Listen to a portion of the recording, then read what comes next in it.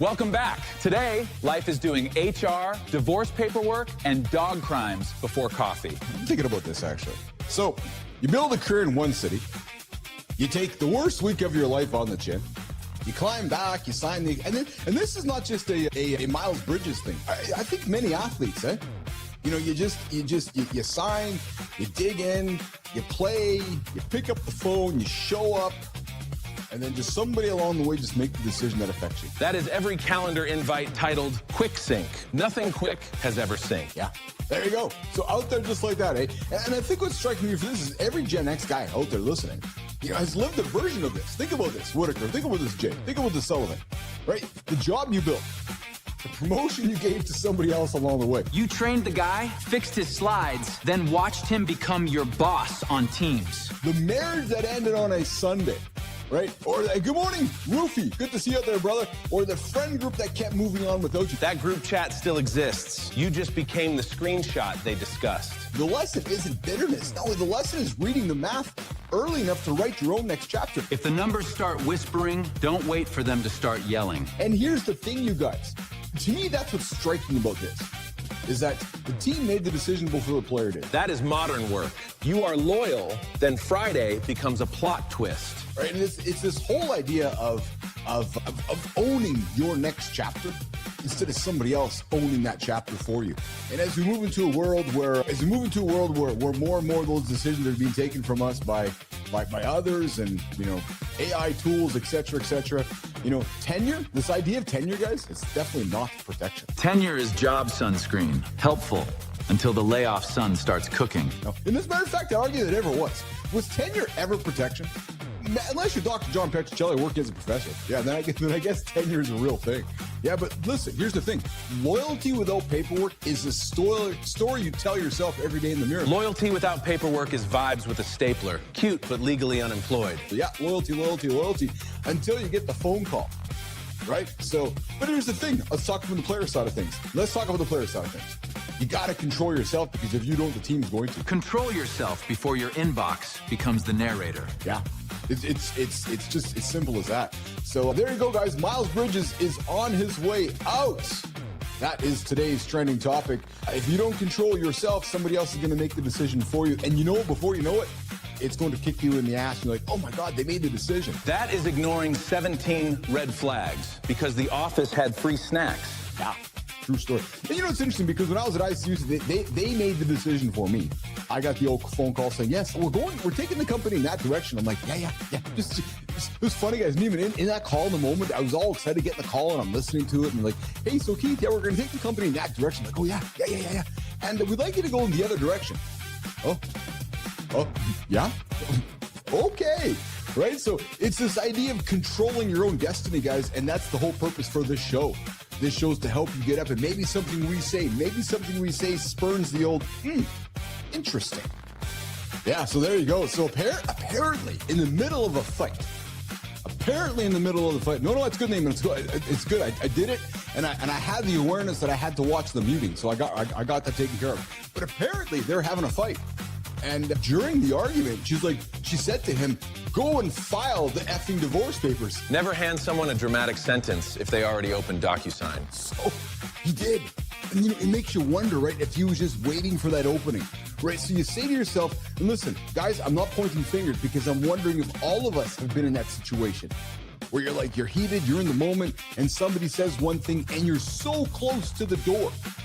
You're so close. It's like, there's the door. See you later. Right? And this time, he took the door. He did not find the exit. He had it saved in Google Maps. He took the door. So here's the thing. You know, saying something in anger during a fight and having it blow up in your marriage is one of these painful relationship truths that I'm thinking every one of us has been through. Right? And maybe today's the day, or you're coming off a weekend of some disconcerting conversations with your partner. Well, maybe today's the day you say, hey, we said something that we shouldn't have said, and we're coming back to reconcile it. But here's what she said. She confirmed she was not in agreement. Yes, calling it the one cardinal thing that you don't say. So I don't know about you, Neiman, but I think this one's going to get ugly before it gets better along the way here. So, and we will follow the fun. When I say their buttholes tighten up, that's the fucking truth, because all they want to do is get in the car. They don't want to get left. Yes. So I always put them in the car about 30, 40 minutes early just because they just sit there and fucking stress out if I don't, right? Tried to get them to go to the bathroom early on in the process. All they do is go out, look where they're supposed to take a dump, and go look at the car. That dog has road trip anxiety and a colon with no respect for schedules. I'm like, fuck, they must not have to go. So we put them in the fucking car. Next thing you know, we're driving. We're only about 10 minutes away from the Mexico house. And I'm like, God damn, you smell that? And she's like, that doesn't go away soon. We better pull over. I'm like, oh, fuck. God damn it, you know?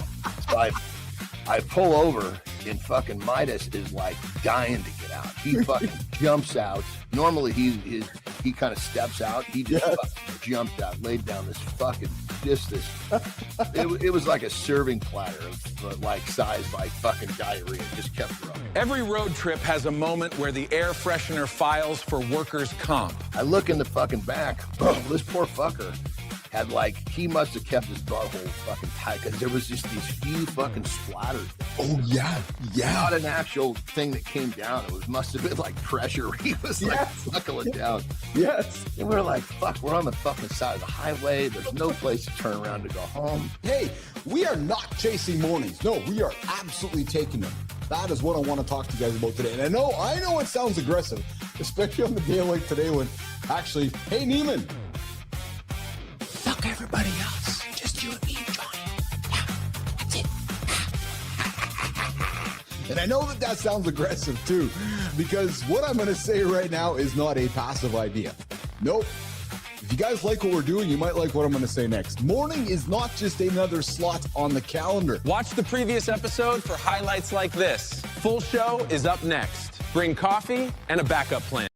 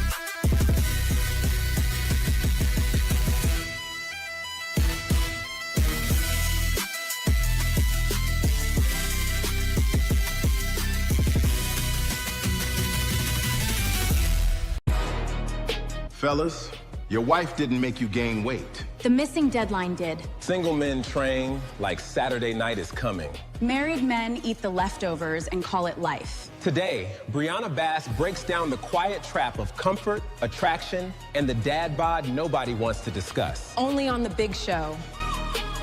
Good morning, nation. Good morning, good morning, good morning, good morning, good morning, good morning, and welcome back to Mornings in the Live with Keith, Jon, and Friends. Your live morning show for real talk, motivating content, and big conversations.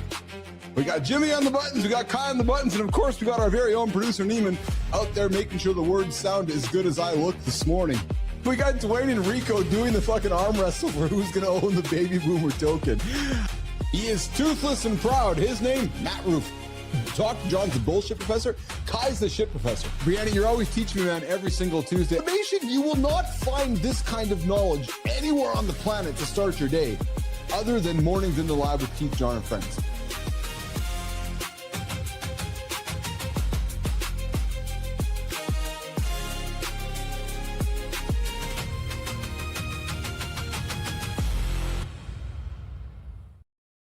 There we go. We're back at it, baby. Good morning, everybody. Good morning, nation. It is Tuesday, June 30th, day 181 of the year. If you've been hitting snooze, guess what? Hey, Jimmy's back behind the buttons. The handsome chief is happy this morning. Good morning. Hey, everybody, guess what?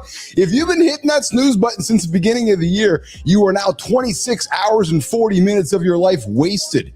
You're just laying there like it, negotiating with yourself. Do I want to get up or do I want to hit the snooze button? Nah, we get up and we get after it live right here on the Mornings in the Lab Live Authority Network, 7:30 Eastern Time. Matt Roof gets after it. 8 o'clock myself with John Anderson, 8 till 10. Good morning, Sullivan. Good morning, Holroyd. Good morning, good time. I know you guys are out there. Hey, guys, yesterday we closed Monday with some reinvention. Yeah, the men who change, that keep aging. I don't know how to make a decision. Well, yesterday we got about making decisions. Today, the day that bill comes due. Today, we're going to sit in a question every married man in this room is afraid to ask out there. Why do we get fat? I think the single guys are all jacked up and looking pretty damn good. But hey, us married guys, why is it we head down the conversation of eating a lot of food and getting fat? Wait, we're going to have that conversation. Good morning, Whitaker. Cheryl Whitaker out there in the lab this morning. Good to have her out there this morning. We're going to have that conversation with Briana Bass today. And a surprise. Oh, baby, and a surprise. Up on center stage today. We got a dude in the lab today. We got a guest joining us in the Mornings in the Lab community here today. We got Dominic. I got to get to him, Jimmy. Today we have boopity boop boop boop. Yes, Dominic Murray, the guy who walked on. He earned a scholarship, but he never played a single game. Yeah, we're talking about somebody who talks about leadership, somebody who talks about discipline. We're going to have that conversation with myself and Jon Anderson this morning on the big show we call Mornings in the Lab with Keith, Jon, and Friends. Imagine as a kid growing up in some small town in Southeast Texas. Yeah, he starts karate at 5 years old, has a black belt, and then he switches to football. And he's like, no, I'm going to go kick some ass. Walks right on and lands with some D1 work. We're going to have that conversation, myself, Johnny. And you know what I think it's going to be, guys? It's going to be a very relatable conversation. You know, it's going to be very relatable to conversation to all of us that, do things that maybe swim against the stream, do different things out there. So today, coming up, Dom Murray, myself, Jon Anderson, on the big show that we call Mornings in the Lab with Keith, Jon, and Friends. Hey, guys, standard reminder, this is an R-rated experience. It often becomes X-rated. Yes, it does. So if you are offended by content that just might hit a nerve, I invite you to walk out of the lab and walk the children in. Yes, true story. Hey, the fastest man in the NFL. Yeah, Chris Johnson. Oh, yeah. Well, man, this one makes me sad. And you know what? I put this one up here on purpose because I think this might be my greatest fear. Being diagnosed with ALS. You know, when I was a young boy watching the Lou Gehrig's movie, I was really struck by Lou Gehrig's disease. And I know we don't refer to by Lou Gehrig's disease very much anymore. So those that want to chastise me for using that term, fuck, okay, go ahead. But man, 40 years old, he's diagnosed. He can't hold a coffee cup. He's done. And I'll tell you something else. I see my beautiful, absolutely beautiful wife. And when I talk beautiful Lauren, I don't talk just physically. I mean, there's a human inside of her that is so kind, so loving that just makes me want to just walk towards and spend time with her. She works with folks in this world. And to have that kind of compassion and love takes a special kind. So I want to talk a little about Chris. It scares me, guys. I don't talk about fear often on the show. What scares you guys? If somebody said to me, hey, Keith, you got ALS, I got to be honest, guys, I do not know how I would handle that. True story. All right, keeping it going on the conversation desk. Hey, Jimmy, guys, I got a confession to make. Yeah, I do. I have a very big confession to make. It's actually on behalf of Jimmy. Yeah, we talk about masturbation on the show quite a bit. And I'm thinking it's because, maybe there's some influence coming from the Philippines over there with Jimmy and stuff. But anyways, there's a dude arrested. Yeah, a dude arrested at the Great American State Fair because the guy just decided to go masturbate in full out performance. The guy puts the Uncle Sam costume on, whips it out, and goes, nang, nang, nang, nang, nang, nang, nang. Jimmy, just like that sound. Nang, nang, nang, nang. Next time, hey, good time. Next one, you rub one out and make that sound. Like, nang, nang, nang, nang, nang, nang, nang, nang. See what happens. Yeah, I don't know. Anyways, the guy said, his defender said the only crime was being a huge patriot. I don't know. If I see some guy standing in an Uncle Sam costume, pulling it out and going, nang, nang, nang, nang, nang, nang, I just might have to go tune him up. Yes, like I said, Sophia Grant's got Dominic here today. And of course, we're going to get to No Safe Words with Briana Bass. Why married men get fat. Yeah, true story. Oh, speaking of getting fat, Jimmy, I got my peptides coming in today. I'm pretty excited about that. So I can't wait to tell Anderson I got my peptides coming today. I'm going to head to McDonald's, Burger King. I'm going to get a bunch of shitty food just to eat to see if they work. We know what his reaction is going to be. So, yeah, I'm going to be the guy. Well, Anderson, I thought that I could just do that. Yeah. Anyways, hey, coming up on the morning focus, the monologue. Jimmy, I don't know if you got. I hope you got the right monologue for that one because I think I might have been mixed up with that. We're talking about this feed, the authentic show we're doing at Morning Didn't Allow the Authority Network. This is not a feed you guys know. It's much better than that. Absolutely. All right, guys, listen. Hey, Jimmy, we got to get rolling. Oh, I just feel so much better. Like I got a comfortable blanket around me. When I have the dude over there, his name's Jimmy on the buttons. Hey, Jimmy, let's get up and let's get after it. Because guess what, nation? The morning loop, it starts. Oh, yeah, baby. Right now. Good morning, nation. Yesterday, Chief didn't have a bad day. He got cast in a dog disaster documentary. Charlie started it at 3 a.m. Full vomit situation. Chair, blanket, dignity. All gone before sunrise. Every dog owner knows that walk. Half asleep, barefoot, holding paper towels, like you're entering a crime scene. Chief cleaned it, went back to bed, and probably whispered, okay, maybe the house is done attacking me. Then Lola hit the mudroom. That wasn't a mess. That was the second episode with worse lighting. Most men would have hit snooze after that. Chief hit paper towels, sanitizer, and emotional damage. Don't worry, Chief. We got Jimmy today. Whatever goes wrong, we can now blame Jimmy. Let's start the morning loop.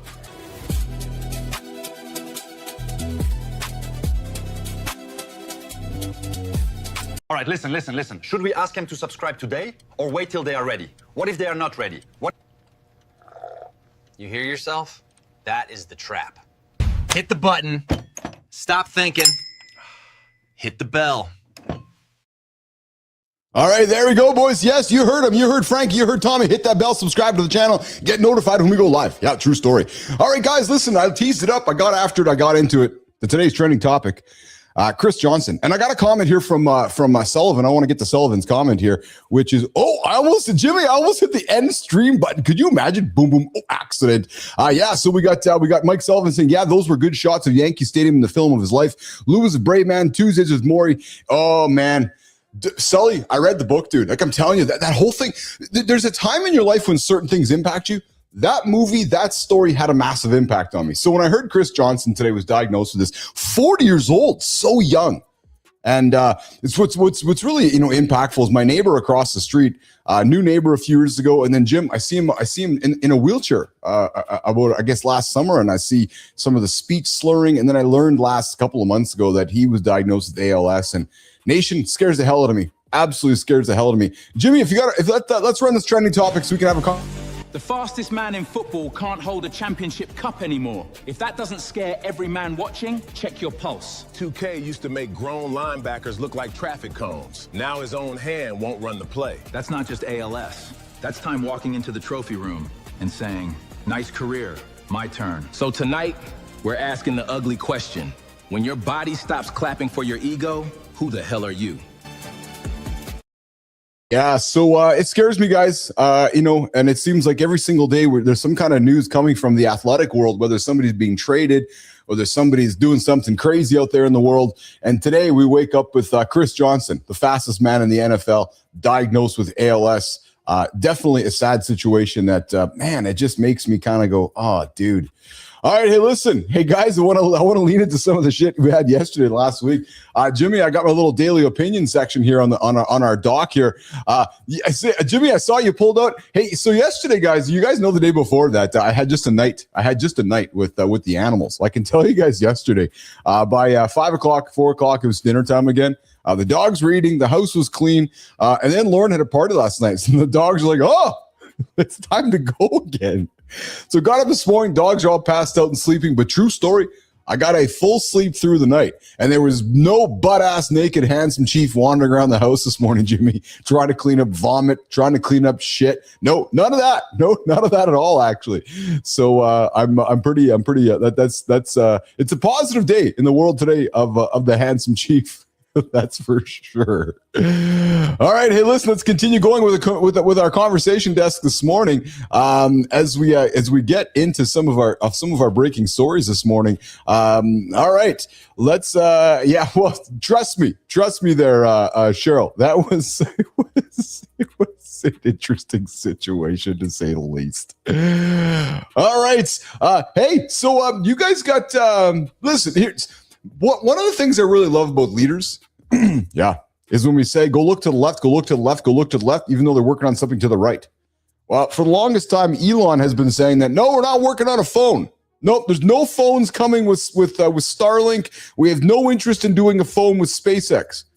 Jimmy, is that true? Sterling, SpaceX isn't satisfied owning rockets, satellites, and half the night sky. Now they want your damn phone bill, too. So instead of Verizon dropping my calls, Musk can drop them from space? Finally, bad service with a launch sequence. They bought Spectrum from EchoStar for almost $20 billion.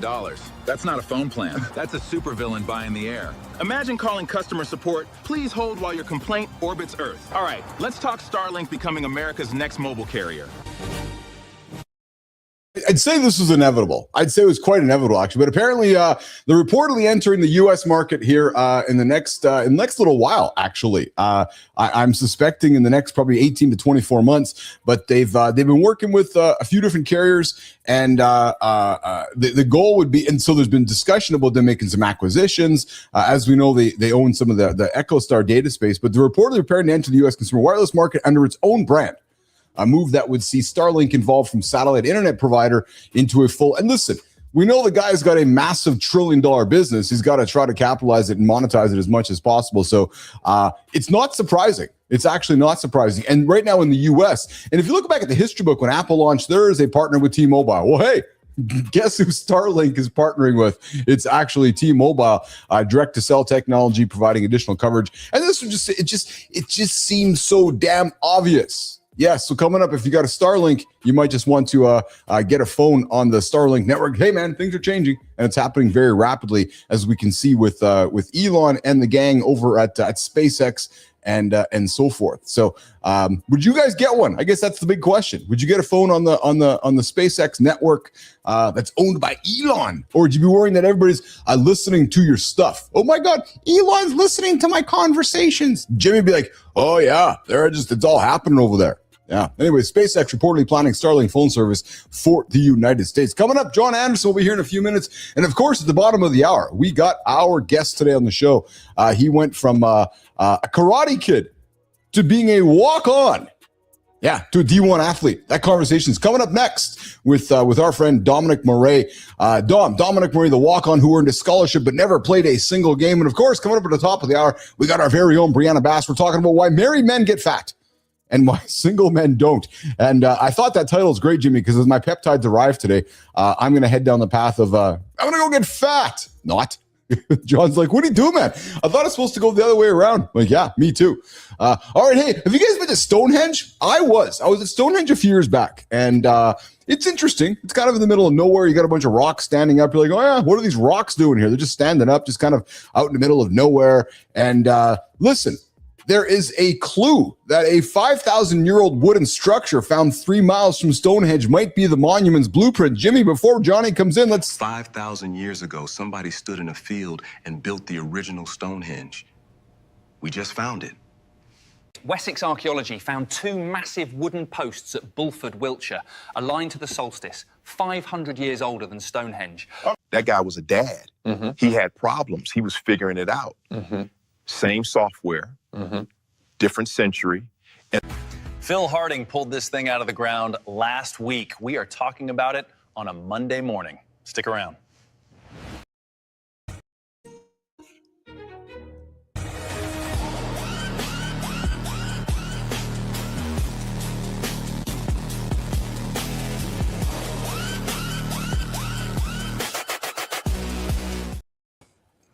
Nicely. Now we're putting the gay brother to good use. That's pretty damn good, man. Standing out there with the lighter.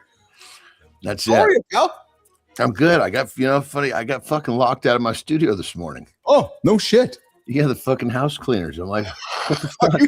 Oh, like actually your physical studio. I'm fucking at the door. The fucking door's locked. What the fuck, man? I better fucking run back in the house and fucking get a key. I'm like, what the fuck is going on here? When they were, because it's part of the guest house building, right? Oh yeah. So it's got its own entry to the outside, and it's, fucking deadbolts. They were cleaning the inside. They must have just been cleaning the fucking locks or something. I don't know.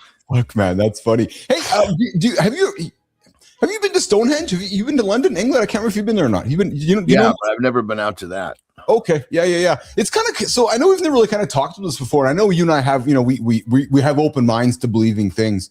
Sometimes when you pause, like I was out there, Johnny, you say to yourself, "What the fuck is this doing here? Like, why is it here?" You know what I mean? It causes you to ask the questions. Like, why is it here? Did an alien put it here? Who did it? It's crazy shit, when you think about it. Well, that's kind of interesting, that one right there, because like in Egypt, yeah, lifting up huge fucking stones is not part of their culture. Okay, yeah. As to where over there, where it totally is. Like there's all over that country, there are stones in different little towns. And like if you can pick that stone up, people are like, oh, fuck, come on in, free drinks. Yeah. Like if you can get, a lot of times these fucking stones are like towards the entry of a town. Yes, yeah. Just fucking big field stones.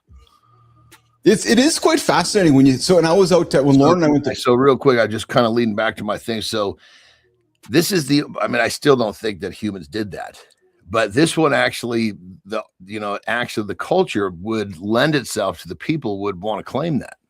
It's fascinating, Anderson, because I was also in Peru and I saw that, the Inca ruins and all the Inca stuff there. And you're like, how did they get all the stone from down there to the top? Right. Like so then when you go back to Stonehenge here and they've discovered some new evidence that maybe it was built 3 miles west. And it just the questions that we ask ourselves and, just like maybe in 1,000 years, people are debating about what's happening in North America right now, falling apart. Right. So it just it's all quite fascinating to me. But if you guys do get a chance, I would encourage you to go check out Stonehenge. It's a few-hour ride. What I really enjoyed is I went to a town called Bath, which is outside of Stonehenge as well, which is a really unique town. But check out Stonehenge if you guys got a chance. Johnny, we got Briana Bass today on the big show. And we got a guest coming up today as well, Dominic Moray, and I got a surprise for you with Dominic on that one. He's going to be here for a while today. Dominic, the man who he never played a single game of D1 football, walked on and earned a scholarship. And brother, I'm excited, man. Guess what's arriving today for the handsome chief? Yes, it's Christmas today. I'm heading off to go buy a bunch of junk food, gonna go eat a bunch of shitty food, and then I'm gonna sit here in front of you and tell you how my peptides work. No, I'm kidding. The last fucking hurrah, huh? Right? You know what? But it's true. If you have that, you're fucking not ready. Well, that's what I was thinking. I'm obviously giggling with you about it, but I gotta think there's some folks. I'm just spitting with you. That are like, okay, I'm gonna go my Ozempic on Monday. So this weekend, I'm gonna go and eat a bunch of fucking horrible food because on Monday I'm jabbing myself. They wouldn't talk about it, but I guarantee you, brother, there's a lot of folks that would do that. Fucking rights they do. Dude, and I guarantee they talk about it all the time. Yeah. Right. And then it's like, okay, if that's what you want to do it. Bizarre. But then come back down the road when is not part of your, because that's not ready. Exactly correct. Yep. It's exactly That's still looking for any fucking excuse to stick with your old fucking life. Yeah. Yeah. I'll tell you what I wasn't ready for today. You'll appreciate this. I wasn't ready to do walking lunges today. So you know what I did instead? I put my treadmill to 30 degrees. I got a 30-degree treadmill. I put my treadmill to 30 degrees and I decided, okay, you don't want to do walking lunges, Billis? Well, then fuck it. Go 30 degrees walking lunges. So I put it to 30 degrees and I walked for 50 minutes because I didn't want, it was kind of one of those, I had a good sleep last night, ate good yesterday, crushed steak all day. I was like, no, you don't want to do it. That's all the reason to go do it. So I went and walked for 15 minutes, 30 degrees, and I did some walking lunges on that, man. Felt pretty good. That's a steep fucking angle. Yeah, it's a steep angle. Most people have never experienced a treadmill like that. No, so it's funny, Johnny, because I bought a special one. So when I was doing some mountain climbing and shit, Lauren and I, there's only a few treadmill companies where they do a double scissor, and you know from gym ownership, right? And they make a 30 degree. So I got a 30 degree, and it's also got a decline. So it actually goes down to 3 degrees decline. So I jacked it up to 30, brother. I just did some long lunges going straight up. Yeah, we way back in my strength career. Yeah, there was quite a few guys that were. They were lower level, but they were competitors, but they were also strength coaches at different big universities around the country. Okay. Yeah. Yeah. And so we would often go and, go see them and see their facility, and we'd have full access to their training facility and rooms. And almost all of those big colleges had those. We're talking in the fucking early 2000s. Oh yeah. Yeah. Yeah. Yeah. It was like what they would do is because running uphill is one of the best ways to improve acceleration. Yes. Yeah. Yeah. Because in football, it's not how fast you can run. It's how fast can you go in 5 yards, because most plays are not very long. But it's pretty crazy. I mean, some of those thickened things, like they would spit you off so fucking fast. Yes. Yeah. Or the Woodway treadmills, Johnny? Those Woodway things they're called. They're not powered. They're just powered by humans, right? So I know AJ has them at their professional facility there, where it's like the Woodway gets its call, and there's no motor on it. You just power it with your fucking legs, dude. That's a killer too. Yeah.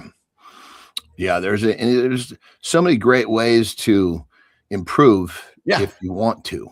That's exactly it. Yeah, that's exactly it. So I'm feeling strong, crushing some good food, and excited for the arrival today. I'll tell you what's scaring some folks in the U.S., Johnny. So you and I talk about this stuff all the time. That's why I try to keep tabs on these things. We'll get this, man.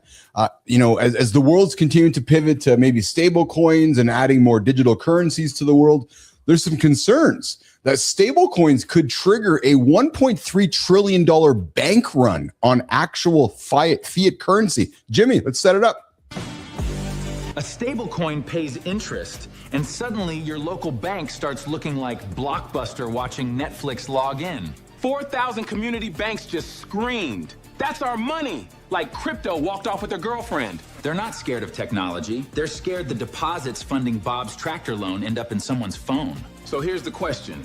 Is this protecting Main Street or protecting banks from finally getting punched in the mouth?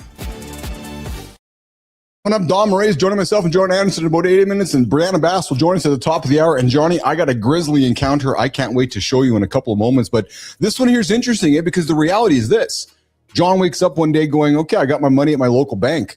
Well, fuck, I can get better returns on a digital currency. He goes to the local bank, takes all of his money out, puts it into a stable coin, gets some better interest. And then all of a sudden, the next John, the next Keith, the next Steve, and the local bank's going, holy fuck, we got no money left because John took all of his old currency, put it into digital currency. There's some legitimate concerns about that, Anderson. Yeah, I mean, it's kind of hard. It took me a little while to wrap my brain around it. The fact that because banks, for the most part, all sorts of rules and regulations that we have to fit into. Yes. On if you're dealing with coins on your phone, whatever type we're talking about. Yeah. The regulation is very slim. So like I could send you, $150,000. Nobody asked any questions. Yeah. Yes. I try to send you 150 grand. I'd be fucking climbing through hoops. Yes. Yeah. There's a lot of questions with that. So, but there's, on its simplest front. So stablecoins now are a $316 billion market. And the concern is that all of a sudden people just start wandering in and grabbing. right? Because if crypto stablecoins start paying interest and your local bank can't compete, well, it's natural, because all of a sudden the bank's like, well, I can't compete with Anderson because Anderson's digital company is making more money. So there's some real world consequences of this happening around, or crypto regulation nobody's talking about. So I wanted to put it out there with some awareness, and it actually coincides, Johnny, coincidentally enough, but X has been dropping their card. So if you have an X bank account, X, I saw people receiving their X card yesterday, their X bank card. So as we know, X got banking going on there as well. What coin did they choose? I think I don't know. I actually don't know what they chose, or if they maybe just, I think they're working with Visa, Johnny. I got to be honest. I don't know the full facts on that, if they've chosen a stable coin, but I know X Money is coming live. They got X Money on their way. Yeah, because there's a lot of rumblings. Oh, he chose this. Oh, he chose that. Yeah. They're also launching, just before you jumped in here, they announced yesterday, just bubblings up, Starlink's going to be launching phone service, obviously. Duh, right? So I've heard that fucking phone is just going to wipe out, in terms of it's better. When I say wipe out, meaning it's just a better version of the iPhone. Yeah, there'll be some things. There's some debates happening, Anderson, whether these things become like dumb terminals. So what I mean by that, they just become like a screen connected to data centers that provide all the value, or whether the value still resides in the device. There's two sides to the argument. Where does the privacy lie? Does it lie in a model on your phone, or does it lie like in a data center in space? So we'll have to see. Hey, coming up, Dom, I see you there. Real quick on that level, the one thing that's not working in favor of their phone, of Elon's phone, is that most people have iPhones, myself included, because the operating system is the same no matter which device I have, which makes it very efficient. Well, 100%. Yes. Now, granted, we're generational thing happening, right? So maybe it takes, just talking aloud with you, as we go through the next 10 years, things start, I don't want to become obsolete, but just trends happen, right? A next generation adopts a new platform and so forth. But you're absolutely right. Apple has won because of lock-in. I'll tell you what's not locking in. Johnny, I don't know what it is with humans these days, with wanting to pull it out, whip it out, and just fucking nang it. But there's some dude dressed up in an define nang it. nang. Jimmy, run the clip. Yeah, that's one of those. America turned 250, and Uncle Sam got arrested for jerking off at Trump's state fair.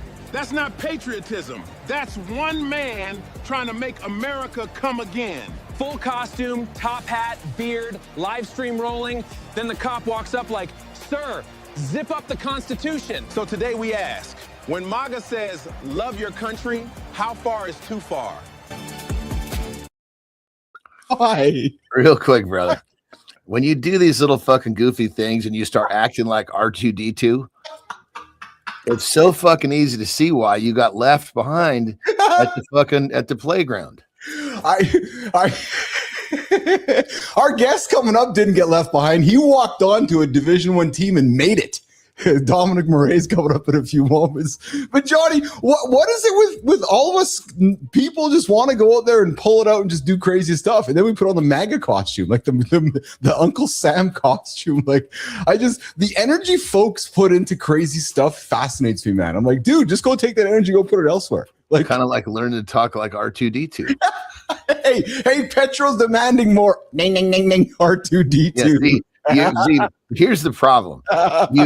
You can see that's been clearly practiced for decades. Dude, I used to drive around Manitoba and Saskatchewan and northwestern Ontario in my olden days when I was, selling stuff and growing up as a young man, Johnny. And I would be in my truck for hours. So I'd talk to myself often, or I'd practice voices, or I'd practice this stuff. That's why I'm kind of good at ding. Yeah, because I've done it before. You're practicing things that have no real return in real life. No real return at all. No.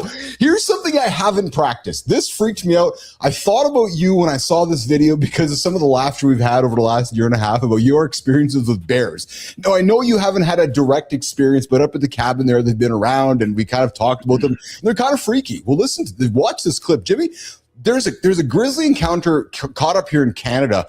Man, it's actually quite frightening to watch. Jimmy, let's run this clip.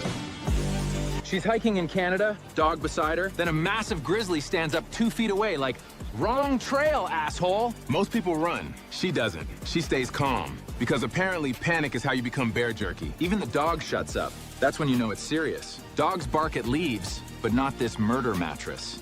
She backs away alive, which means either she's fearless or that bear respects better manners than most people.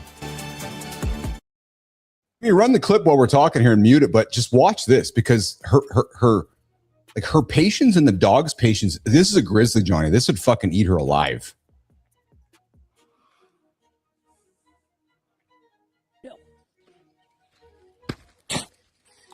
It's gonna attack. It's gonna approach her shortly here. The dog is probably what was causing the problems there. I know, but look how close it got. I asked me Jimmy to mute it, but she's screaming, going, "No, stop!" But I was like, look, and now it's standing up and. Hey! Stop it! Go away! Go!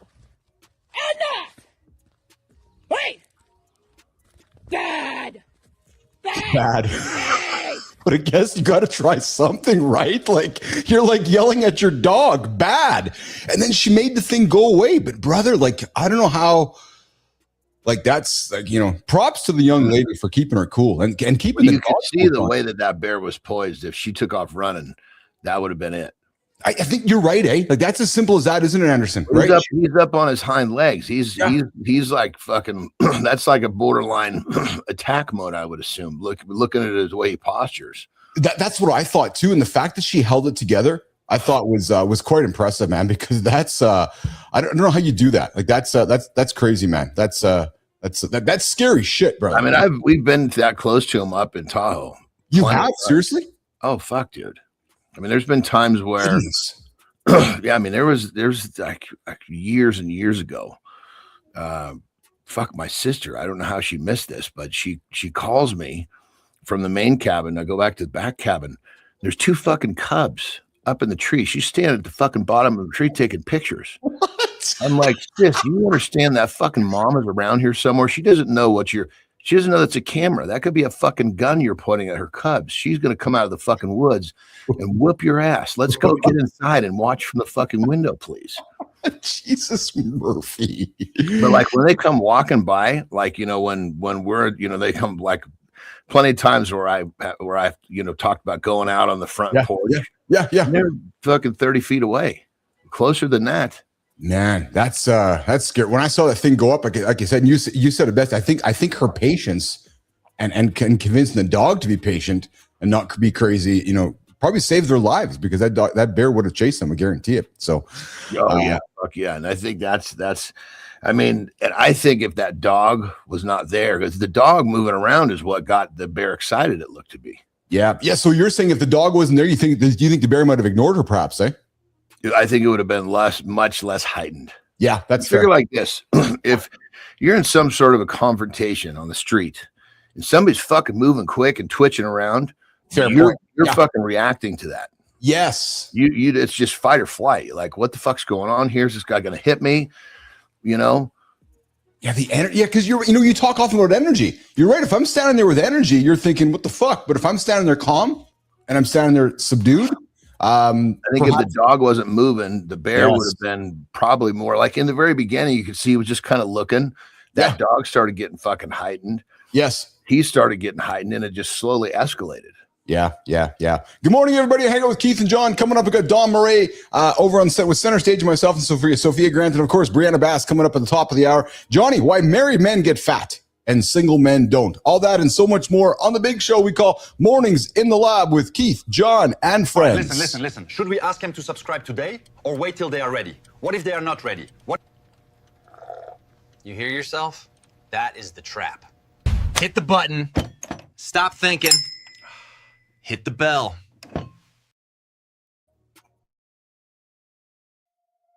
Some people spend years trying to earn a place in rooms where they still don't feel fully chosen. You show up early, you outwork the doubts, you do everything asked. Still, something inside wonders if you belong. That question followed Don Moraes from a small town in southeast Texas all the way into elite rooms. As a kid, he started with karate. By 6th grade, he had a black belt and a taste for discipline. Then football took over. Dom has described walking onto Vanderbilt with no scholarship, no guarantee, and no reason to blink. By senior year, he'd earned the scholarship. But here's the twist. He never played a single game. That can mess with a man. You earned the jersey, you earned the room, but the moment never came. So Dom kept studying the question underneath sports. What actually makes people grow, trust each other, and perform together? He earned a PhD, became a professor, and published research on athlete development, culture change, and the systems around sport. Then he walked away from academia with no job lined up.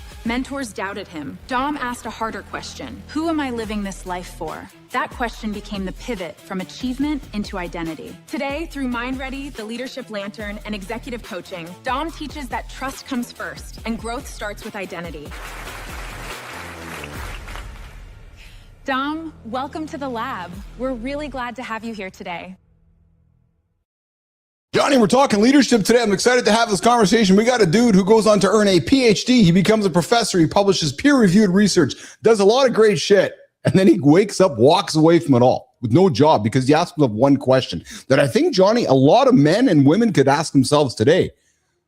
Who am I living this life for? And then I'll add on to it, why?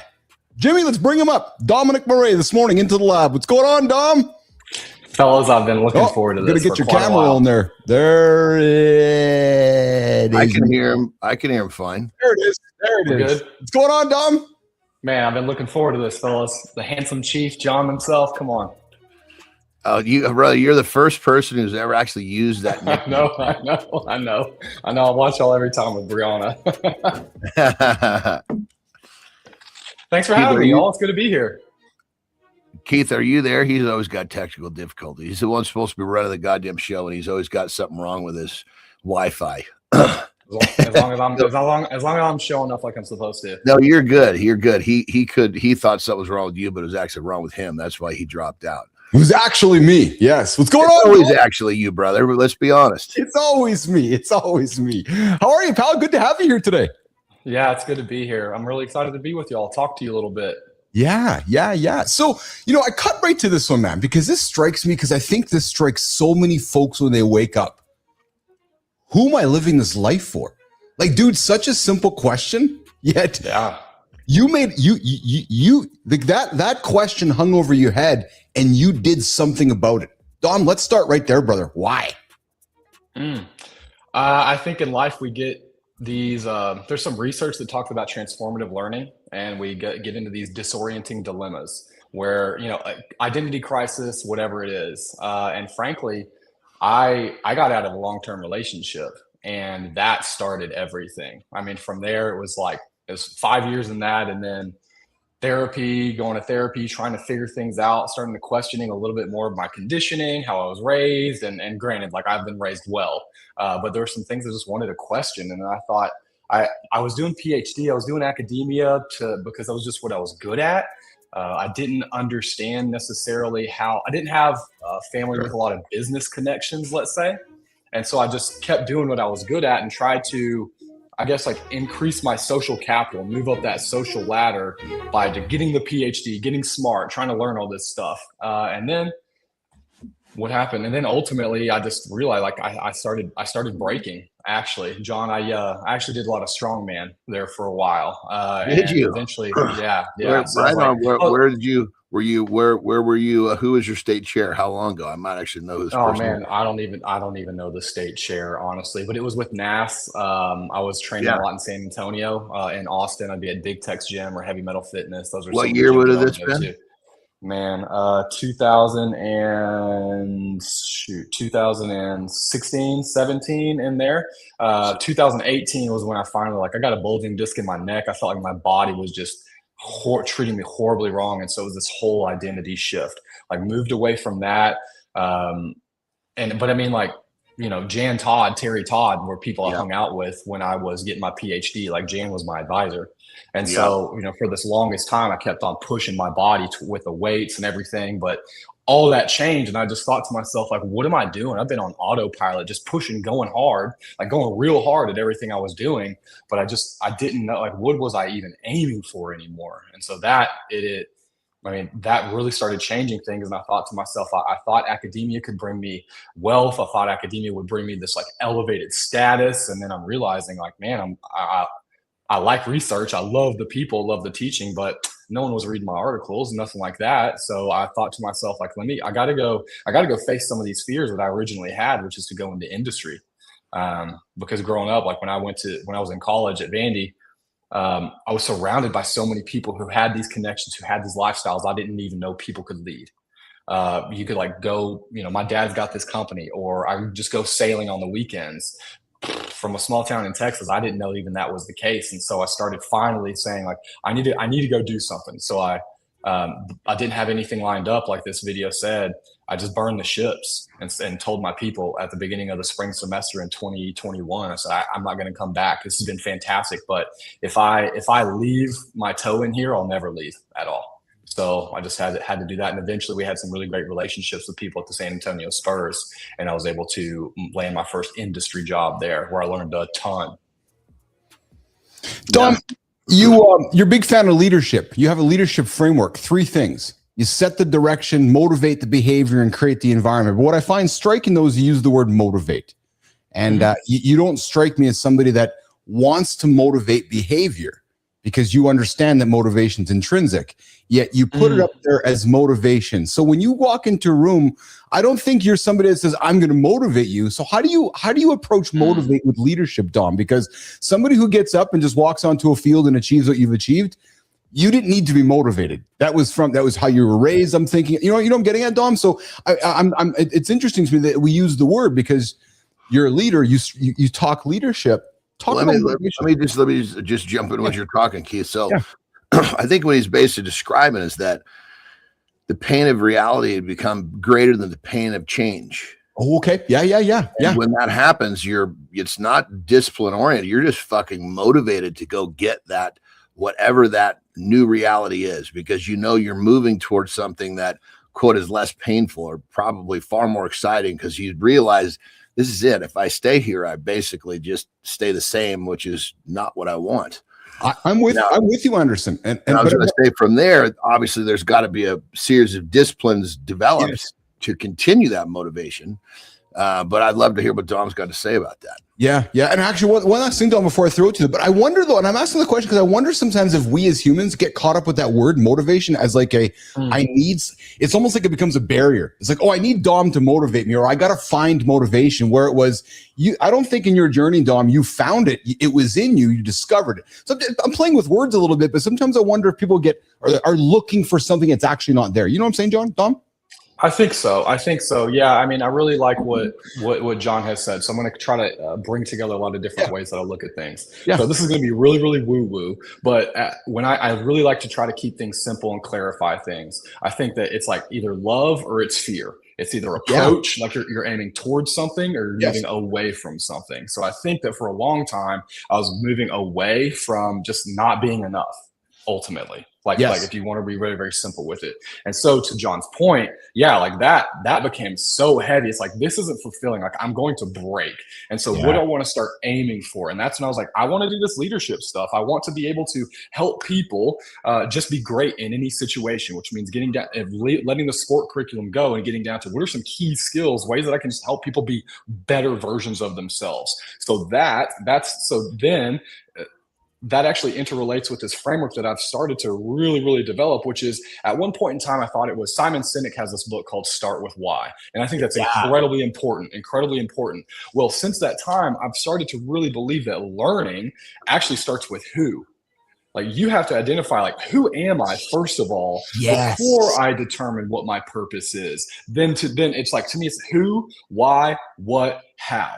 Like, those are the questions that's literally how we learn, and that's literally how we change our behavior. But you got to figure out who that who is. I mean, you could have a child. I know both of y'all have to have families. You know, when you went from not being a father to being a father, I mean, what an incredible identity shift. And your why changed, your what changed, and all the how changed. So it in a cascading approach. And I think you can take that at a micro level too. So to your point, Keith, when you talk about motivation, it's not necessarily like rah-rah, getting people going, like slapping them, getting them moving, but it's more like enabling the behavior. How can we create the conditions such that people are motivated. And so like Briana would know this, a lot of people, but self-determination theory says that we are intrinsically motivated when we satisfy three things: autonomy, competence, and belonging. Now, granted, one of those can be really high. We can get things going, but in an ideal state, all three of those are created. And so that's what you try to do as a leader. You're not going to do it perfectly, right? And these are all things that a lot of people intuitively know, but I feel like it's my job just to make them more actionable by helping clarify it, simplify it, and just be like, look, do you actually go to your meetings and do you ask people for their ideas before sharing yours first? Otherwise, people feel like, no, they're not going to take your idea. So just that, giving people the ability to make a choice and contribute to decision making, if even just that little thing can get a little bit closer to motivating people and creating a culture where it's self-sustaining. We're talking leadership with Dom Murray. Johnny, I like he says who, because your who is your identity. You talk about it all the time, John. Your who is you do shit others don't do. You live by that, brother. Well, and I get where you're going with this whole motivation thing, Keith, for sure. Yeah. But I think as a leader or someone that's speaking to groups, you got to kind of use some of these words to draw them in. Yes. You know, you can't get up on a fucking stage and say, I'm going to talk to you for fucking 60 minutes about discipline. They're like, fuck, here we go. But I'm gonna talk to you about methodologies to motivate yourself. Now, really, you're talking about discipline. Yes. But so it's like the word discipline is something, you're very correct. People are looking at a fucking video or a fucking drink. They're looking at all this shit that is just like comes and goes like a fart in the wind for motivation, and that's what they end up with. What they really need. I mean, granted, okay, maybe you need a video once in a while. But realistically, it's the discipline of doing the shit that you don't want to do, and when you do it, you have success. Success breeds motivation, and it's this cycle that keeps going, because ultimately doing the shit that most people won't, or doing the shit you don't want to do, gets easier and easier every time you do it. And pretty soon it's just part of who you are, like you're saying. And then motivation is spawned from this, I guess, this pattern of life, if you will. Yeah. Well, Johnny and Dom is funny because yesterday Carter was here lifting. It was 6:30 this morning, John, before the show. And then, excuse me, 6:30 in the evening, we got on a call, did a meeting together, and he looks and laughs and says, "You're still after it." And I says, "What does John always say?" Carter, he's like, "It's not what your parents say to do. It's what it's what you're doing." I'm fucking butchering it. But the point is that Carter sees his old man working again. And I want to share this because we talk discipline. We talk about putting it in. I got some great words of wisdom. Jimmy, let's run it, man. Cause I like this, man. Cause I subscribe to these principles, and they come from a young man named Elon. I slept under my desk. Why? So my team could see me. Jimmy. In the factory in Fremont and the one in Nevada for 3 years straight. That was my primary residence. I'm not kidding, literally. Did you keep the couch? I actually slept in a couch at one point in a tent on the roof. And then, but for a while there, I was just sleeping under my desk, which is out in the open in the factory, and for an important reason. And it was damn uncomfortable sleeping on that floor. And always, when I woke up, I'd smell like metal dust. We went to visit, and they bought him a new couch. Yeah, but actually, I stopped using the couch because there's a little conference room and a couch there. I stopped using the couch, and I just slept on the floor under my desk, so during shift change, the entire team could see me. There you go, Jimmy. That's killer. This the simplest thing. It fascinates me that more founders and more presidents or more investors don't expect their founders and leaders to do this kind of stuff. Like, why would you not want to show your team how to lead, John Anderson? Like, what? Like, you do it, I do it, and Dom, you worked with people like, what? Oh, do this, but they don't do it. Johnny, commenting on Elon. Well, I mean, I think if you want people to perform at the highest level, you have to be doing it yourself. So he set a standard that no one else was going to be sleeping under a desk. So when he asked for a deadline, that seemed tough for everybody. What are they going to say? You don't know what it's like to get this done. Well, fuck, you're sleeping under the fucking desk. What are you going to say to that? So it's like when and what you butchered was your kids don't give a shit what you say. They care what you do. Yeah. It goes with any leadership. You can be a fucking leader talking up a fucking storm, but if you don't back it up with what you do, nobody gives a shit. But Dom, so simple, isn't it? Like, Elon aside, what leader? The fact that there's the guy in the kitchen in the trenches. As a leadership expert, Dom, would you agree there's not enough leaders practicing this? I think that at the highest levels, a lot of leaders do those things, but I think that what happens in, like, say, shows like this, like y'all two and the people that you bring on are already these folks who are aiming really, really, really high. And I think that often we get in these echo chambers where it's like we start to speak to one another and we use a very similar language, and then we kind of expect everyone to hit this. And then you got to remember, though, like, you're already at least one standard deviation from the average, if not two, like both of you and the people that you speak to. I mean, people aren't going to tune into your show unless they want to get themselves better. So then you got to think to yourself, well, how do you reach these other folks? And sometimes modeling the way, like Elon did there, is the way. Like, you can say stuff all day, but like, people are going to watch. Like, y'all are fathers. Like, and that's exactly the metaphor that I use when I'll give workshops. You know, how many of you have kids? Great. I don't, but I hear that they watch what you do more than what you say. So everything that you do is under scrutiny. Every single thing that you do, including your mistakes and including how you respond to those mistakes. And so, you know, that individual who we just showed, like, I'm sure has made mistakes too, like we all have. But yeah, modeling the way, letting them know, like, I'm going to be here too. But here's the thing that when I really start to think about, we can think about leadership in a microcosm, but then when we start thinking about it within an organization, one of the big issues, especially in organizations that are like more flat, super high performers, is that often leaders will start to do so much that they'll do the work of the people who report to them. Okay. And then what happens? Then authority and accountability lanes, like, what is my lane? What am I responsible for? That starts to get blurry. And so expectations become blurry. So then what happens? If this person who is your supervisor starts doing your work, well, you're like, wait, where's my positive feedback loop that's giving those motivations? Because that's what Jon was talking about. He was basically talking about discipline. He's talking about feedback loops. So if I don't get a feedback loop, if I don't really know what I'm supposed to be doing, well, I'm probably going to do the work of the people who report to me because that's more familiar. So then what happens? That over time cascades, and we have what's called organizational sag. And so that then becomes like, who's doing what, a lot of inefficiencies, a lot of redundancies along the way. So that to me is like, everything's on a spectrum. And if we go too hard that other way, then we start running into, well, the whole culture now is like, we're just scrambling and everyone's just being reactive and trying to put out fires rather than trying to be a little bit more proactive in how we're going together. Yeah. Keith, Jon, and Dom this morning on Mornings Alive with Keith, Jon, and friends. Hey, Dom, so you talk about imposter syndrome in your leadership speaks, and you speak that every leader along the way has imposter syndrome. When was the last time you had it, and how did you deal with it? Probably yesterday when I woke up for work. I was going to say, I bet you he's going to say it fucking right now, because when you're a leader and you're forging new territory, it never goes away. If you don't have imposter syndrome, means you're fucking sitting still. That's truth, dude. That's truth. So, Dom, let's talk about it. How do you talk to other leaders about it? The first thing that I do is, especially because I work with a lot of senior leaders, I have a privilege of working with a lot of senior leaders. I'll start off workshops, and after we're doing our introductions, I'll try to set an aim, you know, who's a leader, fictional or real, that you would aspire to be liked, so that they can kind of set their aim and their learning for the workshop. Well, then I'll ask and try to create some belonging or connectedness that we talked about with self-determination theory. And I'll just ask everyone, like, how many of you in the last week have felt imposter syndrome? And usually everyone raises their hands. The people who haven't are lying. And so when that happens, I keep saying, like, you know, it gets lonelier and lonelier at the top. So, you know, you're a senior manager, you're a director, whatever. And you start seeing, like, oh my gosh, like, I'm not the only one here. Like, I thought that I just wasn't doing it well enough.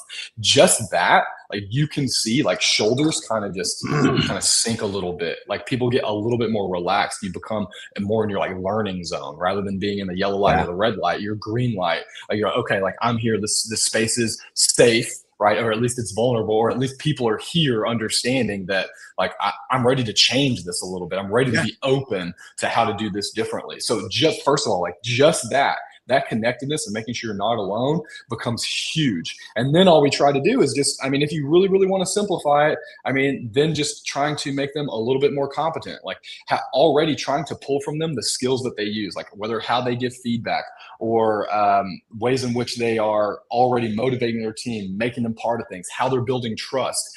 validating and affirming a lot of things that they're already thinking, but then just giving them slight ways of doing it differently just to be a little bit better next time. And that's a huge issue that we run into too with high performers, is that everyone there, after I tell them, hey, I'm not asking you to do a 180 today. I just want you to get like 1% better. Again, you can see this like relaxation, because high performers, like you got to go all out. Like you got to have permission to not be perfect sometimes and know that you can just get a little bit better too. So those are just two little things that I start off with. And sometimes it's just like just doing a little bit less sometimes and finding more flow rather than trying to do everything that's like hard. Like, of course, high performers do hard things, but sometimes you got to realize, like, how can I do, what's the least amount that I can do to get the result that I'm looking for? What moves the needle forward the fastest with the least amount of my equity, let's call it, you know? Yeah. I mean, just like Louis Simmons was saying, right? You're not trying to what absolutely destroy the muscle, right? You're just trying to stimulate it enough to get that, to just change it. So it's that. Yeah. Yeah. You know, sometimes I wonder if so I think the world sometimes takes itself too seriously, Dom, especially in the corporate world and business world. And I often think that imposter syndrome is caught up in that, in the theater of it all, which is, okay, Keith, John, and Dom are walking into a meeting. We're all going to cock-a-doodle in. We all got to have our suits on. And yet we all have the same fears, the same issues, the same challenges at home. But we walk into the room, Dom, and we're all like, okay, I got to put on an act now. Okay, but I'm fucking struggling. But is Dom struggling? Is John? But nobody wants to talk about it. And it becomes like a fucking, like a cock-a-doodle act. And you know what? I see you nodding because you can see it. That's why I'm like, let's just all fucking have a breath and chill out. You know what I mean, Dom? I feel like that's often, I think that has a lot to do with my ability to build trust with people and have like really, really great coaching sessions. I mean, you know, I've worked with a fair amount of leaders, and by like the second or third session, either they've had a crying bout or they've done something where there's this huge identity shift. They've talked about, I'm not supposed to be here. I was qualified for another job that I applied to, and I got hired for this other job. But ultimately I failed out of college the first time. And then blah, blah, blah. And they start like going down. And then after that, and they get down to the root of which the self-limiting belief that's really been there. And then once we've deconstructed that, then they start building the evidence of success, which I've heard John talk about. He does this with a lot of his people too on the show. And then like, how can we find the evidence of success to reconstruct your identity in such a way that now you're more motivated to enact new behaviors that fit who you think you should be or who you're aiming for. But a lot of that time is just like, I'll just go in and be like, man, this is a person who, like, they're human just like me. Like, they're scared of stuff. They're scared of maybe more stuff than I am, but they're scared. They're doing the best that they can. And if I can go in and just like, you're a man like me, or you're a woman, I mean, that's just it. And sometimes I feel like I don't fit in corporate sometimes. I mean, y'all have heard my Southern accent already. I can be unpolished. And I feel like that's a huge part of why I am successful, because I'm like, sometimes I'm like, y'all, this isn't real. Like, none of this stuff is real. Well, it's true. It's a fucking act. It's actually a big play often, right? So, hey, Don, this is awesome, man. As we're wrapping it up, we'll move to a lifestyle tip with Reset Hour 2. And then I think Dom might be sticking around for Hour 2 with Briana Bass talking about why. Hey, Dom, are you fat? Am I fat? No. Because today's conversation is why married men get fat and single men don't. And we're going to have that conversation coming up in a few moments. But before we do that, brother, strip everything away from the PhD, the certifications, the walk-on story, the companies, the framework, the career, and just you alone with your own mirror. And the same question you asked yourself when you left academia. As you sit here today on June 30th, halfway through 2026, Dom, what are you living this life for today?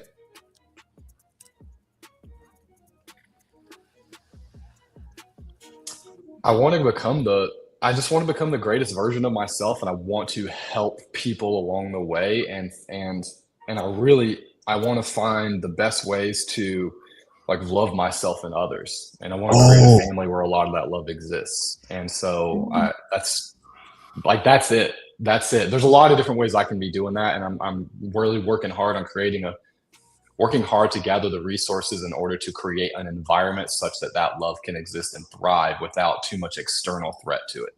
When you look in the mirror today yourself, are you a man that's at peace with himself today? That's a pretty heavy question. Are you? No. No, not fully. Oh, thank you for sharing Not that. fully. Yeah, absolutely. Yeah, there's still a lot.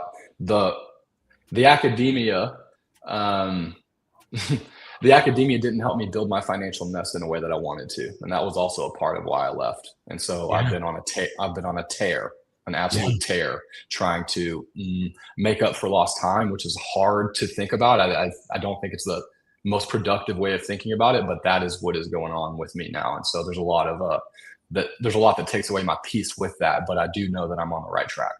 So you know what? I'm just going to be vulnerable in front of the three of us right now. I just got goosebumps from that answer. And Anderson, I know how we can help Dom. We can help Dom and I see this with love. We reset some course and expectations. Yeah, the financial stuff's important, but in our continued conversations together, man, maybe there's ways we can help your brain through that, because maybe it's not all about just that, right? And I love the fact that you answered that so honestly, Anderson. Like, just to say that I'm not at peace with myself right now is that's heavy, dude. Anderson. Well, I think that when it comes down to it, there's very few people that can answer yes to that question. Agreed. You know? Yeah.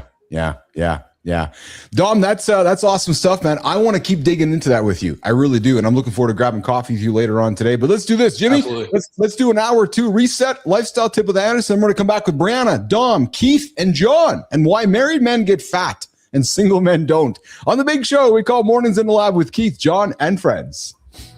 You do not need a perfect plan. You need a next step. One move, that is it. Send it to me in the chat. I am reading.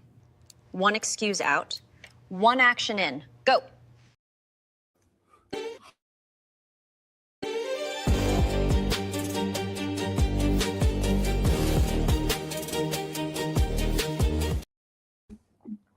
Hey, team, just to give you a quick heads up.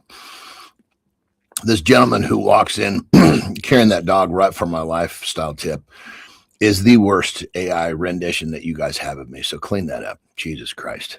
God damn it. Anyway, all seriousness aside, we're going to make this short and sweet because my favorite segment is here. Briana Bass, let's go. Look forward to seeing you in just a minute. All right. Who are you? Do you know how to answer that question? Because if you ask most people, who are you? They're going to say, oh, I'm a plumber. I'm a construction worker. I'm a stockbroker. That's what you do. But who are you? Talking about your identity. And there's many levels to that. So in many cases, it may not just be a simple answer. But can you tell the difference in what the answer should be? Most people can't. So what I would recommend, this is what I do, is the most surface level of my identity is what actually helps me be me, like on a day-to-day basis. So when someone says, who are you? Say, I'm the guy that does what other people won't do. Now, granted, that's just a sliver of it, but that's the identity. Like, some of my clients that have worked with this, they create an identity. I do things early, which helps them not be fucking running around being late to do the things they know they needed to do. But what I'm getting at is just start to wrap your brain around the difference between who are you and what you do, because most people, they've never actually had enough of a thought. They haven't entertained the thought process within to even understand the difference between the two. Because, if you're just a plumber or just a stockbroker, that's a pretty meager existence, because really what we're talking about is the things that make you different, the things that make you an individual. And when you really start understanding your identity is probably the most powerful thing to move you forward in whatever direction you choose. So ask yourself the question, who are you? Rock and roll. Here is what matters right now. We just spent 25 minutes on overthinking. And do not overthink the comment. That is literally the bit. Just type it. We will read the wildest one on the air. Live chat is open. Comment below.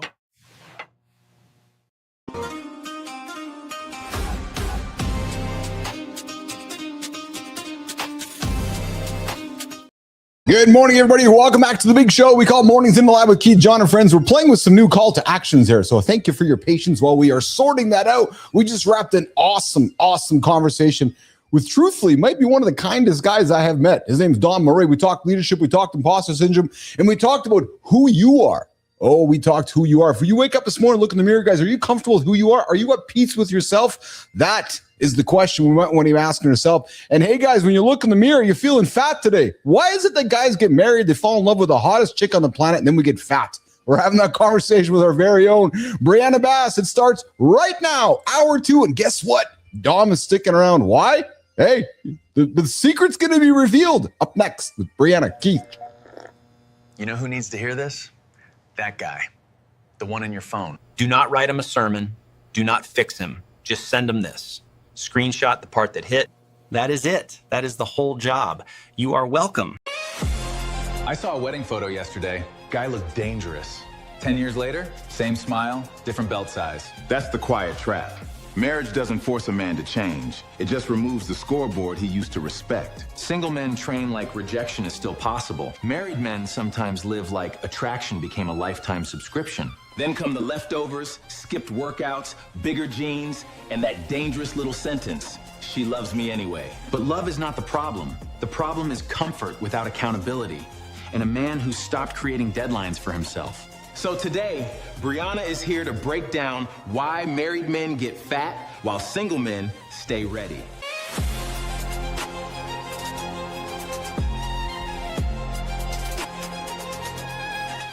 All right, one of the best segments every week. Dom is sticking around with Briana and Dom Nation. Surprise! Dom and Briana are partners. I love it. And surely the best looking segment of the week. No question about that. I would agree. I would agree. And here's the funny thing, Anderson. I'm not going to say it out loud, but so we had a different topic picked for today, and Keith and Briana were talking yesterday about it. And I was like, no, we're going to have a different conversation today.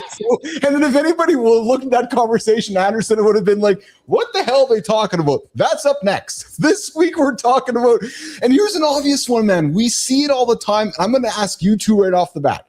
When you guys first started getting together and hanging out, Dom, did you get on the path of, okay, I got myself an attractive girl. I'm going to go have a few extra burgers because she loves me anyways. And next thing you know, the love handle starts showing up. Briana, did he let that happen to him? No, not so much. He's pretty healthy. Yeah, he's pretty regimented on what he eats. And the thing that keeps him from working out isn't me. I think I motivate him too. It's his work life and having zero balance. But yeah.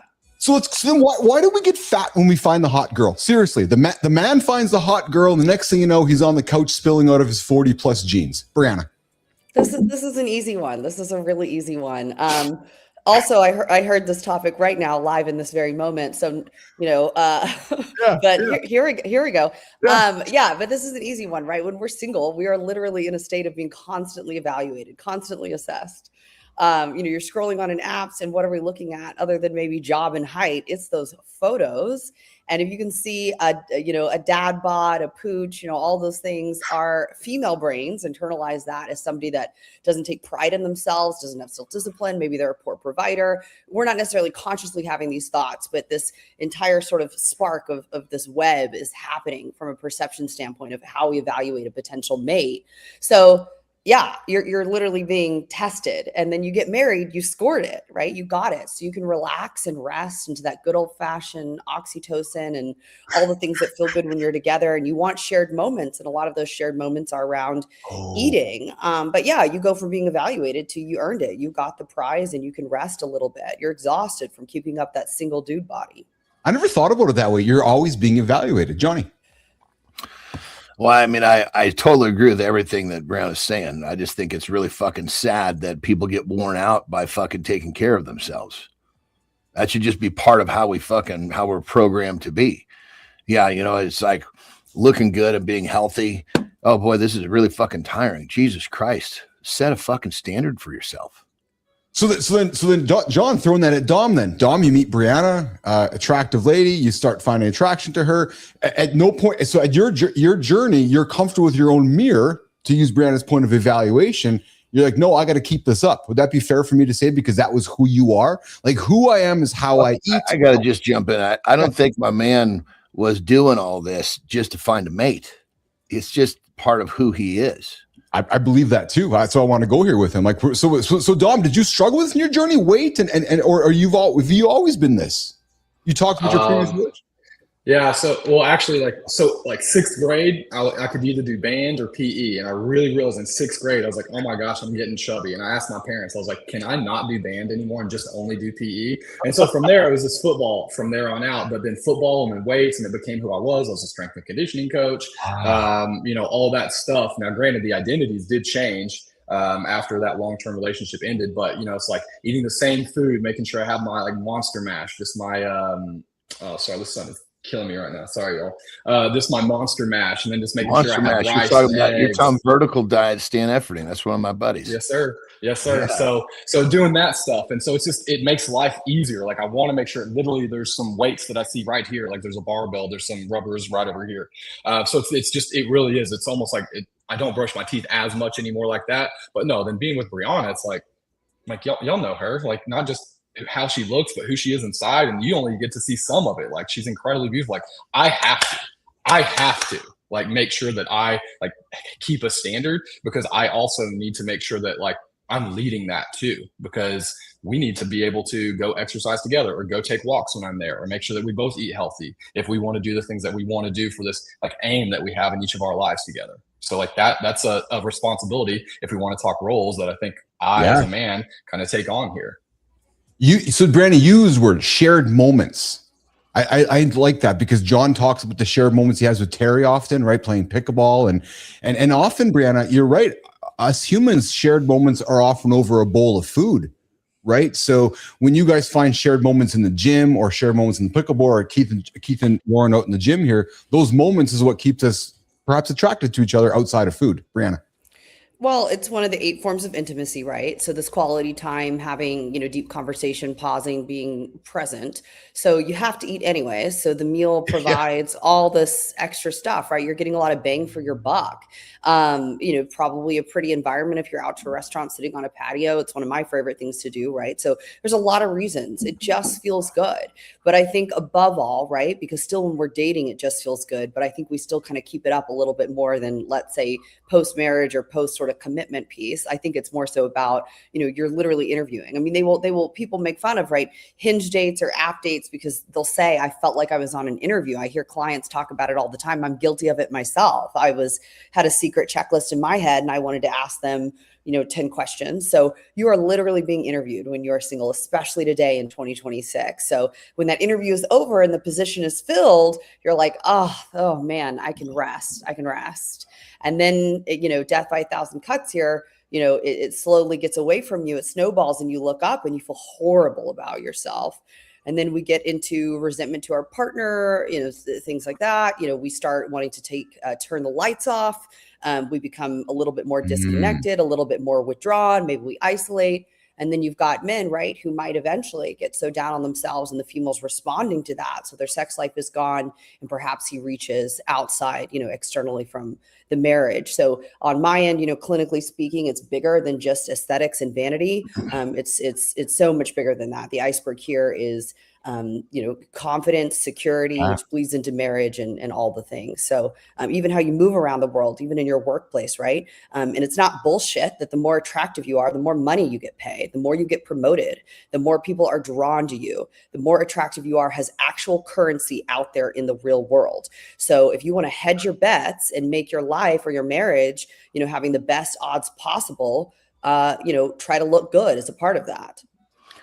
And back to love everything that Briana just said, but back to the very beginning part of the meal, right? It serves many purposes, right? But I think, how does somebody, and this is what I believe is part of the downfall, is you're going to that meal, you got to eat, you're going to spend time with someone that really intrigues you or you love, or whatever the situation is, depending on the relationship. How do you get fucking lost in the fact that you're excited about what's coming on your fucking plate versus the person that's sitting across from you? The event is about the person, the experience, not about the fucking food. And when people lose sight of this, it's like they're slowly losing the idea behind, it's like Thanksgiving. That's one of the things I remind all my clients that are trying to lose weight, as I call it, lose weight, because lose fat is like saying discipline, lose weight is like saying motivation. You got to sometimes sugarcoat your words. Before you go to this event, remind yourself you're there for the fucking people, not for the food. If you were there for the food, go do it by yourself. Is that what it's all about? Oh, I guess not. Well, no shit. Recalibrate and go do what you should. There's certainly, so ever since I've been hanging out with Anderson, Briana, and Dom, and I know you guys have listened to the show before, I got to be honest, man, those words really ring true. Because we have been raised to go, so, okay, I get up, I can't wait to eat my mom's pierogies as an example, right? So I'm going to go to Christmas and load up on mom's pierogies, but it's all I'm thinking about. But to John's point, it's like, well, wait a minute, what about my 12 brothers and sisters that are actually there? But yet we've been wired to be thinking about what I'm actually going to put in my belly. And until you intentionally think differently, you just constantly think about actually the food. I find it a different way to think about it. Dom, what's your thought on that? What came to my mind as y'all were talking is escape. And food being an escape, or even the relationship itself, like you get to derive your own value by being with someone. And then over time, and stress comes in, just life happens, this person's comfortable, and then it's just like, oh, well, we're just escaping together. And so, again, talking about being in the driver's seat, like how much do you put yourself in the driver's seat? How much do you remind yourself of where you're going together? But escape really popped into my mind here. Yeah, well, it's funny because then that escape, they wake up 10 years later calling Jon for some weight loss tips, or calling Briana for some help in the bedroom. So you're Dom, in that moment, let's escape together, get fat, and then, I need help now. Right? So stuff, life's hard. And if they need help with R2D2 sounds, they're going to call Keith. Hey, we only get these opportunities very rarely. So I have to ask Dom the question. Dom, I'm going to put you on the spot, man. So Briana talked about interviewing. So I'm wondering, when you guys had your first date or first dinner together or coffee, like, Dom, did you pull up the checklist and it was like, all right. And then I'm also wondering, the second part to the question is, Dom, what's it like living with an expert in this field of relationships? Because Johnny and Briana, I'm like, oh no, did I do it right? Did I ask the right questions? Briana, we're having a fight. What do we do now? Like, Dom, come on, tell us some goods, man. So the checklist, you could tell she had a bit of a checklist as we were kind of messaging before we met. But when we were together, like on the date, I felt honestly, and because I told her this and she was like, what? And I said, no, I felt like I was in control. Like I was just like loving talking to her. I was very much just having a conversation, right? I felt like we were both prizes. And so I think maybe that was something that I don't know if it was different or not. Well, of course, like, it's Briana, so she's a goddess. So then the other side of this, right? The other side is, what is it like? Well, like after I listen to y'all's show, it'll take me about 30 minutes before I'm like, oh, wait a second, do I do that? Like, man, how am I doing this? And then like that week I'll have a question. I'm like, so y'all talked a little bit about this. Like, how am I doing in that realm? Do I need to be doing more? Do I need to be taking more lead when I make dates for us? I've actually asked her that before. She's like, no, you're doing good on that front. So it's like, it's there, it's there. And I'll also say that we're all human. I'll just say that. Yes. Yeah.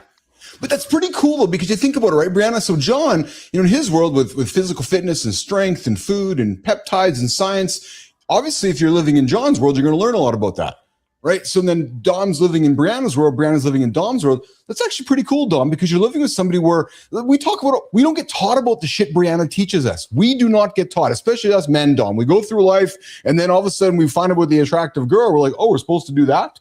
Right, you know what I mean? So so you're actually living with a teacher. That's pretty powerful, man. Absolutely. I want to see what Briana has to say too, because me too. For segment as well. Bree? Yeah, he wants to throw it to me because we've had this conversation a few times, because people will ask, or we've had it, privately. I also get clients that will ask me, how do you date? How is someone with you? Dating for you must be so easy. I've had tons of feedback like that. And so I'm pretty outspoken about the fact that I don't take my own medicine a lot of the time. And that, when it's happening to you, it's your own home. A lot of my education and all the degrees, they're not present with me necessarily in that moment. So I'm incredibly outspoken about that. What's even harder is I often do know the right answer. I actually do know what will, dispel this situation or diffuse this fight. And I'm choosing not to do that path because, my emotions, I'm being at mercy of them. But I pretty much always know the right thing to do or the best thing to say, but that's not necessarily how I feel. And so I'll go the authenticity route. So surprisingly, that's what he was alluding to when he said, I'll just say we're all human. I think from a communication standpoint, he is far superior than me from a communication standpoint. And then I think some areas I certainly excel past him when it comes to psychology and kind of the dating realm and things like that. Back when I was dating, it was always an awkward conversation at first. And if I did disclose, the clinical sexology piece of it, it was a huge filter that I used for guys because they would go into this, Adam Sandler kind of David Spade joke about it. And I was just immediately out, which seems dramatic, but it just was like so off-putting, but it was just so generic and overdone. I was like, come up with some original material. I'm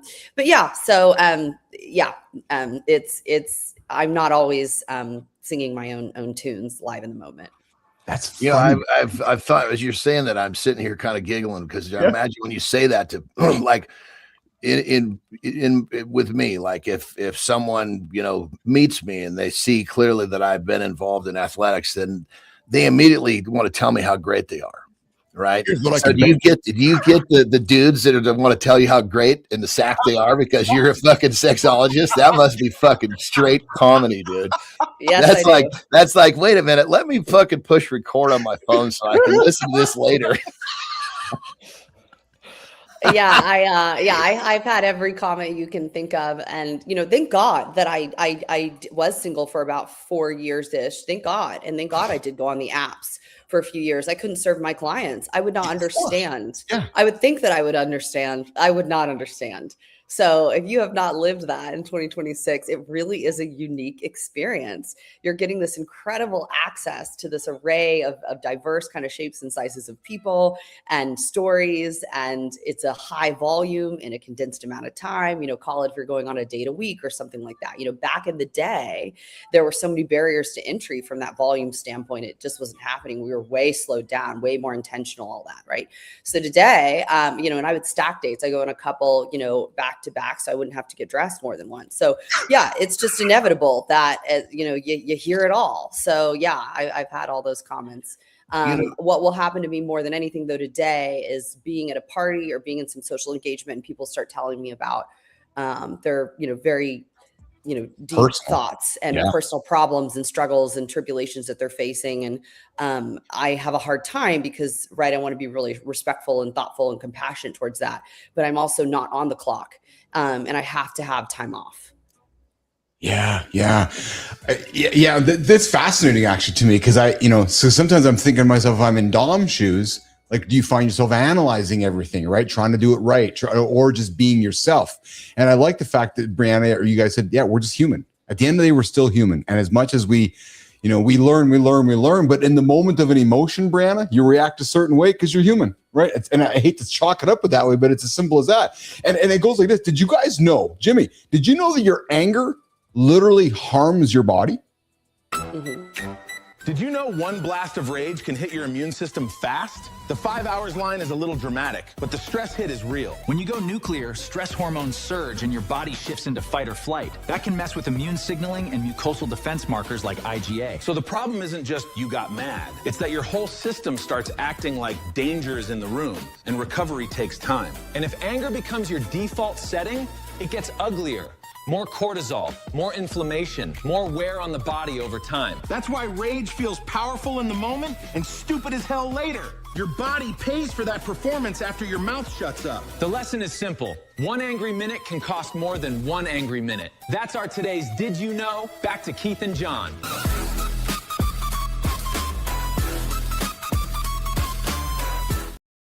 Dominant question for you, because Jon taught me this, frankly, and Briana's been helping me reinforce it, about this idea of responding instead of reacting in a moment. How have you been? Oh, you're shaking. Do you respond, or do you react? Or did you have to learn how to do that?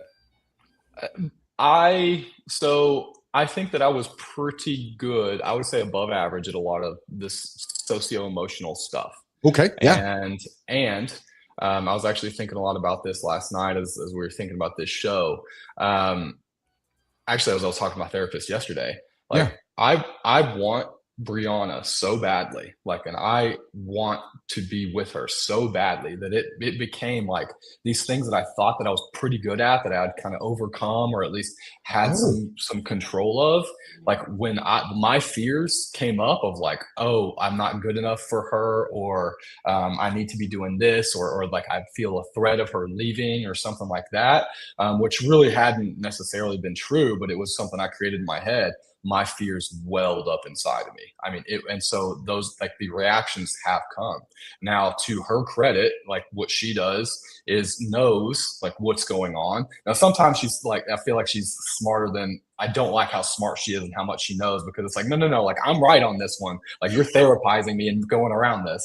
But no, there are plenty of times where she's so patient and she's no, this is happening. And then she'll come back, and then she'll come back. And, sometimes I feel like I don't deserve that, but she does. And so it really means a lot. Jon, you've talked about it too. You went through your own episode going, I don't feel like I'm good enough for Terry. Jon, you've talked about it often. Yeah, I mean, because, she was the first, literally when it comes down to it, looking back over the relationships that I had, she represented things that I wasn't used to. I didn't understand what a healthy relationship was. And so, she had to dig through years of me trying to fucking figure this shit out. It was some of the things that, there was a couple scenarios that I had to sit my little girls down and say, look, your mom and I giggle about this now, but when you hear this, I need you to hear this from me, because I just was not being a good human being to your mom, and I feel poorly about it. And I want you to know, at that point in my life, I did not understand what I was doing as to where I do now. And I don't behave that way. And it wasn't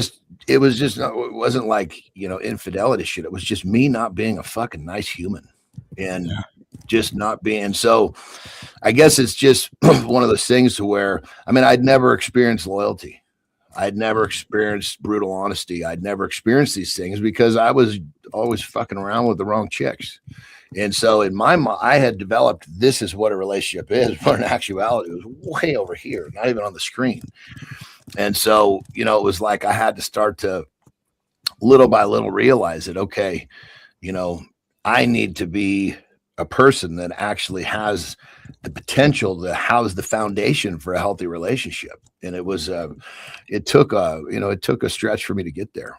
But and part of that whole thing, going back to the respond versus respond and react, it's when with reacting, it makes a person feel a certain way. Yeah. See, in early days, I was very reactive, and that reactiveness felt so comfortable because I was used to it.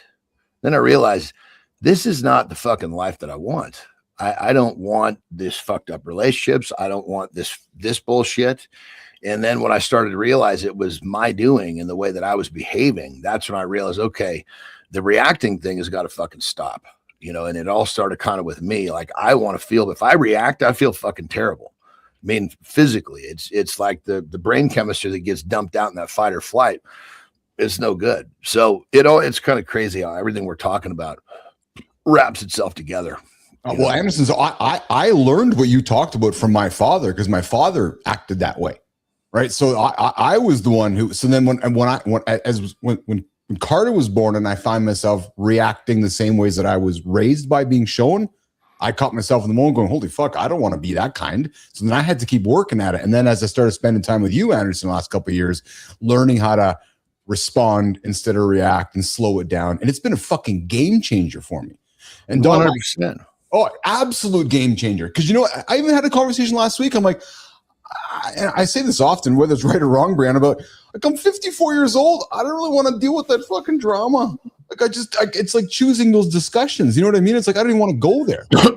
Well, and that's, you know, early on for me, that drama was what I was used to. I was addicted to that fucking reactive brain chemistry. I was addicted. It was literally like this. It was fight like hell, fuck like hell. Well, actually, it's fight like hell or the other way. You get two extremes. You know, it was like sometimes I'd fight like hell just so that I knew that the fucking crazy makeup sex was coming. What sweet crazy, yeah. You know, it's like, what the fuck kind of life is this? Dom, I can relate to your feelings about Briana, though. I talk about it with Lauren, you know, because I have such love and desire, obsession, whatever word you want to call for her. But it's like maybe Dom was like, I was waiting to find the girl, right? And I got her. And now I just want to keep her. And I want to do everything I can to do it right and keep her, right? And do what makes it. Keith, yours is just a little different because something tells me when Dom was young, he wasn't in a park making R2-D2 sounds by himself. So you went from like nobody to hang out with to the girl of the dreams. He didn't have. No, you are right. He didn't have quite the span that you had. Well, I feel like Briana probably has some thoughts on these, but I mean, from what I've read, we repeat the patterns of how we receive love from our people, and so often peace feels very boring, and responding feels very boring. But I'm sure that I'm not good enough. Okay. Yeah. I grew up feeling that too. Well, of course that's going to come up when I'm trying to receive love and gain the love from this person who I hold in such high regard. Yeah. Yeah. Briana, when you started hanging out with Dom, how did you know that you wanted to hang out more with him? What told you, like there was, because you talked yourself, you've been in some relationships, you've tested the market, you've been around, but there was an attribute about this young man that struck you to say, I want to have him back again. What was it? What was that one attribute? Yeah, I was married for a decade and then single for some years in there and all that. So I've had some exposure, certainly. Without a doubt, it was his consistency. So between texting, FaceTiming, seeing him in person, and then across, multiple times in all of those mediums, I met the same person every time, with very, very little deviation at all whatsoever. And that is very unusual nowadays. It's very normal to have incredible chemistry via text, right? You go on the date and it just feels flat or totally different. There's a disconnect. Or maybe they're great in person, and then in the other areas, it doesn't feel right. And so you can't sort of envision this life integration. I just saw somebody that was incredibly consistent. There was continuity across all of these mediums on how he presented, received me, things like that, his demeanor, his energy, all of it. And I really appreciated that. So that read to me as very reliable, stable, somebody that wasn't at mercy at their emotions, somebody controlled, somebody that done the internal work, which he had. And that was all stuff that I held at a really high regard, but that is not the answer I would have given in my 20s. By any means, or low 30s, right? So we have to grow into understanding where the priorities should fall on the list. Yeah, when I was 25, it was like, I just want the hot football player. But then I got older and was like, that person is not a good mate for all of these reasons. And these priorities just keep shifting and shifting and shifting over time. And this is why we all say, the youth being wasted on the young. This is stuff that we get wise to after often trial and error. And we wake up one day and we're going, oh my God, I kind of had that recipe wrong. Now I'm evaluating for things like principles and values and loyalty. Interesting. Johnny, you were nodding when she was talking about consistency because it resonates for you too, eh? Because you want to see somebody in multiple environments being the same person, because that to you is somebody who makes the same consistent decisions, John Anderson. Yeah, well, when Terry came around, it was like I was not used to consistency. So I was like, this is a fucking sham. I'll just give her a fucking push, watch her fucking tumble down, right? That's literally what and she even says, you tested the shit out of me. And I did. I tested unbelievably. Yeah. Because I didn't believe. I was like, I've never seen this before. And so it was like it was her constantly showing up with, and I don't mean showing up, I mean coming back, I should say. Not like I was like, breaking up with her per se, but I would push her away to see if they're, because in the other relationships I pushed her away. Fuck, that was a big change in the relationship. There was no consistency. There was no loyalty. So yeah, it's and the thing about it is we just get calibrated the wrong way. I got what I thought was important. It was fucking great for college, but then you carry some of those. I wasn't a lot of guys will carry that beer drinking out of college. I never really was a drinker. I just carried all the fucking goofy, sexual behaviors out of college, and it caused me probably equal problems as if I was a drinker did. So Johnny's right. I growing up as a young man wanted to be hanging out with Dom, wanted to be hanging out with John, but and wanted to be getting the girl like Briana or Lauren. But instead, Jimmy, I was busy riding my bike just like this. I thoroughly enjoyed these activities. I'd get a cinder block and my bike, and I'd just go in my backyard and ride the bikes. And wondering where the cool hot girls were. Yeah, that was the young handsome chief riding my bikes, Johnny. So yeah, you're right. I certainly enjoyed, and that was just me all by myself while you guys were out finding the hot, attractive girls. But you got to back up. The reason you were by yourself is because you're making all these fucking R2D2 sounds. Well, somebody had to. No, nobody had to. That's the fucking problem. George Lucas needed to make those sounds, not fucking Lucas. Keith Billis. There you go. Hey, Dom, what's on your agenda today, my brother? I'm about to head into work and just make things happen. Drive up and some more like maintenance stuff today. Trying to plan things for the future, and just lay some things out. This week, it's the July 4th week, so I think not many people are. It's going to ease a little bit here, and then later on today, I'll go drive and see Briana. Nicely done, Briana. What's on your agenda today? You got your back-to-backs all day today? No, I have a hair appointment right now. There you go. I love it. I love the fact that that's the truth. I got a hair appointment right now. That is awesome. Yeah, but I was 9 to 9 yesterday. So I'm at the office typically 8:30 at night. 8 o'clock at night is not unusual for me at all. Yeah. But I love what I do. I absolutely love what I do. It doesn't feel like a job. It is exhausting. I'll say that, and being in corporate and rising into pretty high leadership positions in corporate. What I do now is 10 times load bearing than it was back then, in a very different kind of way. Back then perhaps would be administratively heavy, or, everything felt like a fire that sort of had a sense of urgency with it. I don't have any of that, but what I do have is that, conducting the work that I do is 10 times more draining, very taxing. I'm much more in it. There is no formula. There's no spreadsheet to refer to. There's no peer to go ask, how to manage this situation.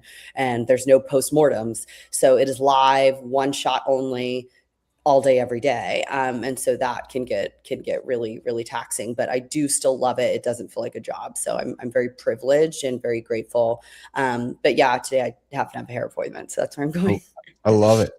Hey, Johnny, Dom can write a book one day. Living with a sex therapist or clinical sexologist. What not to, or what to do. Here was my life living with this. So, Dom, there's a book there, because I'm certain there's days that you just hear stuff, all names aside, but you just sit there as a cooperative partner and just listen and nod and listen. And she just talks about this and that. You could make a notes, man. There's a book in your future, I'm thinking, Dom. It's not like she tells me anything about her clients, but we love just talking about human behavior. I bet. We love talking about human behavior. And so that, we could go on and on and on. And that's one of the things that you asked her, like, how did she know? One of the things that I remember telling her and telling other people, I was like, I could just sit there at dinner for like literally 24 hours and just listen to her talk. I could just sit there and just listen. Yeah, it was really cool. Really cool. It. So this is a little bit different segment today. I certainly enjoyed it. Dominic, thanks for hanging out with myself and John for the first half an hour by ourselves. It's just us and getting to know you a little bit, man. I was looking forward to today's discussion, and I'm really glad we got a chance to do that with you. Any closing words from you, Dom, before we say goodbye? Keep it up. You're doing good things. I genuinely enjoy listening to your show when y'all are here with Briana. I think that a lot of people would get a lot of value from it, and it would be actionable. And I think it's exactly why you started this. And so I think you're doing it right. And I know you do pay attention to our show, and I know you do have choices. So, on behalf of me, I thank you for that, Dom. And because it's you give us your time, and I'm really grateful for that. Johnny, closing words for Dom before he gets out of here. Great speaking with you, brother.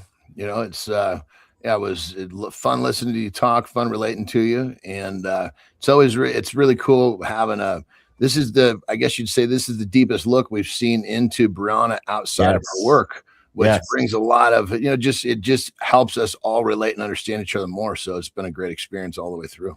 I agree. And Bree, can't wait till y'all's partners come on. Yeah, Drew, trust me. It crossed my mind. Mine wakes up at fucking 10 o'clock. She's nowhere near this.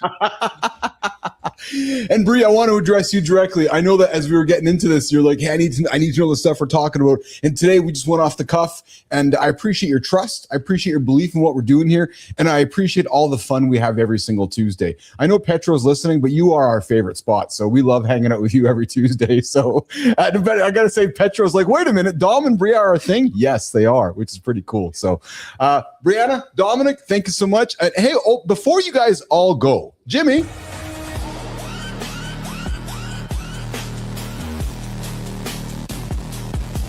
Hey, Jon, before you go, see this? This is what happens when marriage, mud, and male ego get turned into an Olympic-level bad idea. Yeah, it's called the Wife Carrying World Championships, which sounds less like a sport and more like a divorce with obstacles. These guys are running through water, hurdles, and mud with a full human being on their back, like it's romantic CrossFit from hell. And the wives are just hanging upside down like, this better not be how you handled our mortgage too, dumbass.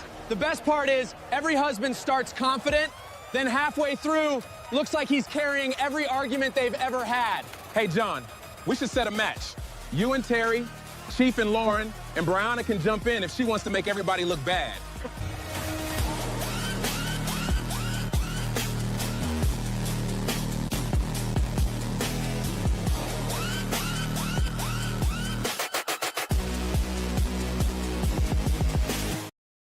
Jimmy with the nice surprise. Jimmy sent me a text earlier. He said, oh shit, I didn't know Dom and Briana were together. He goes, and I didn't get Jon and Briana on the outro together. So look at that. He throws in the card, Dom and Briana together. Yeah, I was devastated when I saw Jon come out. I was like, oh, Jon looks so good. And then I was waiting on me. And then I wasn't there. I was so sad. But hey, I found a sport for us. It could be Jon and Terry and Briana and Dom and Keith and Lauren and Petro and your I don't know your wife. Well, hold on. The difference is, see, Dom and I are only going to be worried about winning if Lauren's got you on her back. If you're carrying Lauren, Dom and I are looking at each other. We're deciding who's going to win between the two of us. Right? Well, Lauren's pretty damn strong, so I wouldn't put it past her. I wouldn't put it past her, Anderson, actually. So, but look at this is ridiculous. This is actually a thing. This is actually a concept. I totally support it, 100%. Okay, well, then game on. They're checking all 8 forms of intimacy here. They had to do so much to plan for this, so much communication, and I mean, I'm into it. So I mean, lots of conflict, no doubt. I can imagine. And I don't know if he's able to hear her voice from back there, but no, yeah. I don't think she can hear her voice from back there, Briana. So she can't be like nagging and all right. Her face is stuck in his ass right now as he's carrying her over the back. So I support it. Oh, I support it. Briana Bass endorsed this morning on Mornings in a Lab with Keith, Jon, and friends. Dom, lots of love, brother. Have yourself a great day. I look forward to grabbing coffee later. Okay, pal? Yeah, sounds good. Thank y'all. Awesome. All right, Dominic's out of here. Briana's out of here. Briana, enjoy your hair appointment today. Girl, it was great to see you. I won't. No, Keith, women don't like getting their hair done. That's not a thing. This is when he was not observing these types of things, when he was making all the R2D2 sounds, you know. No, women do not like getting their nails done or their hair done. It's miserable. Women like getting blowouts, which is when they style their hair, or they like getting pedicures. Very different. But no, getting our hair done is the worst. Hey, I liked getting my hair blown out, Briana. When I was going through my nice hair phase, going to Vegas all the time, spending money, Anderson, I'd sit there in the chair and I'd have You're the only fucking guy on the planet who gets the hair on the back of his head fucking taken care of. Everybody else fucking shaves that shit off. Briana, you need to join a business conversation with Jon and Keith one day, and you'll be like, "Who are these two fucking characters?" Anyways, Briana, Yeah, it'll turn into couples therapy, no doubt. There's a show there, couples therapy. Briana in the middle of Keith and Jon figuring it out. I know. Briana, lots of love. Enjoy your day today, okay? And Anderson, lots of love for you. I've kept you overtime. I'm going to get my kit. Expect to hear from you probably later today. I'm fucking excited, man. I really have, dude. I'm really excited, actually. Well, good. Take that assignment and go get it because I'm fucking way late. Get out of here. We'll see you later. Have a good live, my brother. See you later, pal. All right. Oh, my God. Good times this morning. Good morning, everybody. Oh, that's a fun little segment there with Keith and Jon and Briana and Dominic. Jimmy, my bladder is telling me that it's time for me to go. So let's give me whatever I got to go, and I'm going to go, and I'll be back here in however many seconds. I'll see you guys shortly with the Morning Focus. You ever notice how the feed never asks how your morning is going? It just kicks the door open and starts yelling. Exactly. Before you even finish your coffee, it has you comparing, reacting, doubting, laughing, stressing, and forgetting what you came for. Chief said that is the trap. The feed does not want your trust. It wants your attention on a leash. And most men do not even realize they are being pulled. They just call it staying informed, entertained, or connected. But connection is not scrolling past strangers. Connection is walking into a room where the voices feel familiar and the energy feels real. That is the anti-feed. Not another place to disappear. A live room, a morning rhythm, a reason to actually show up. Chief is building that for men who are tired of starting the day hijacked, distracted, and already behind before life even begins. So welcome in. This is not just content. This is presence, ritual, and a network built for men who still return.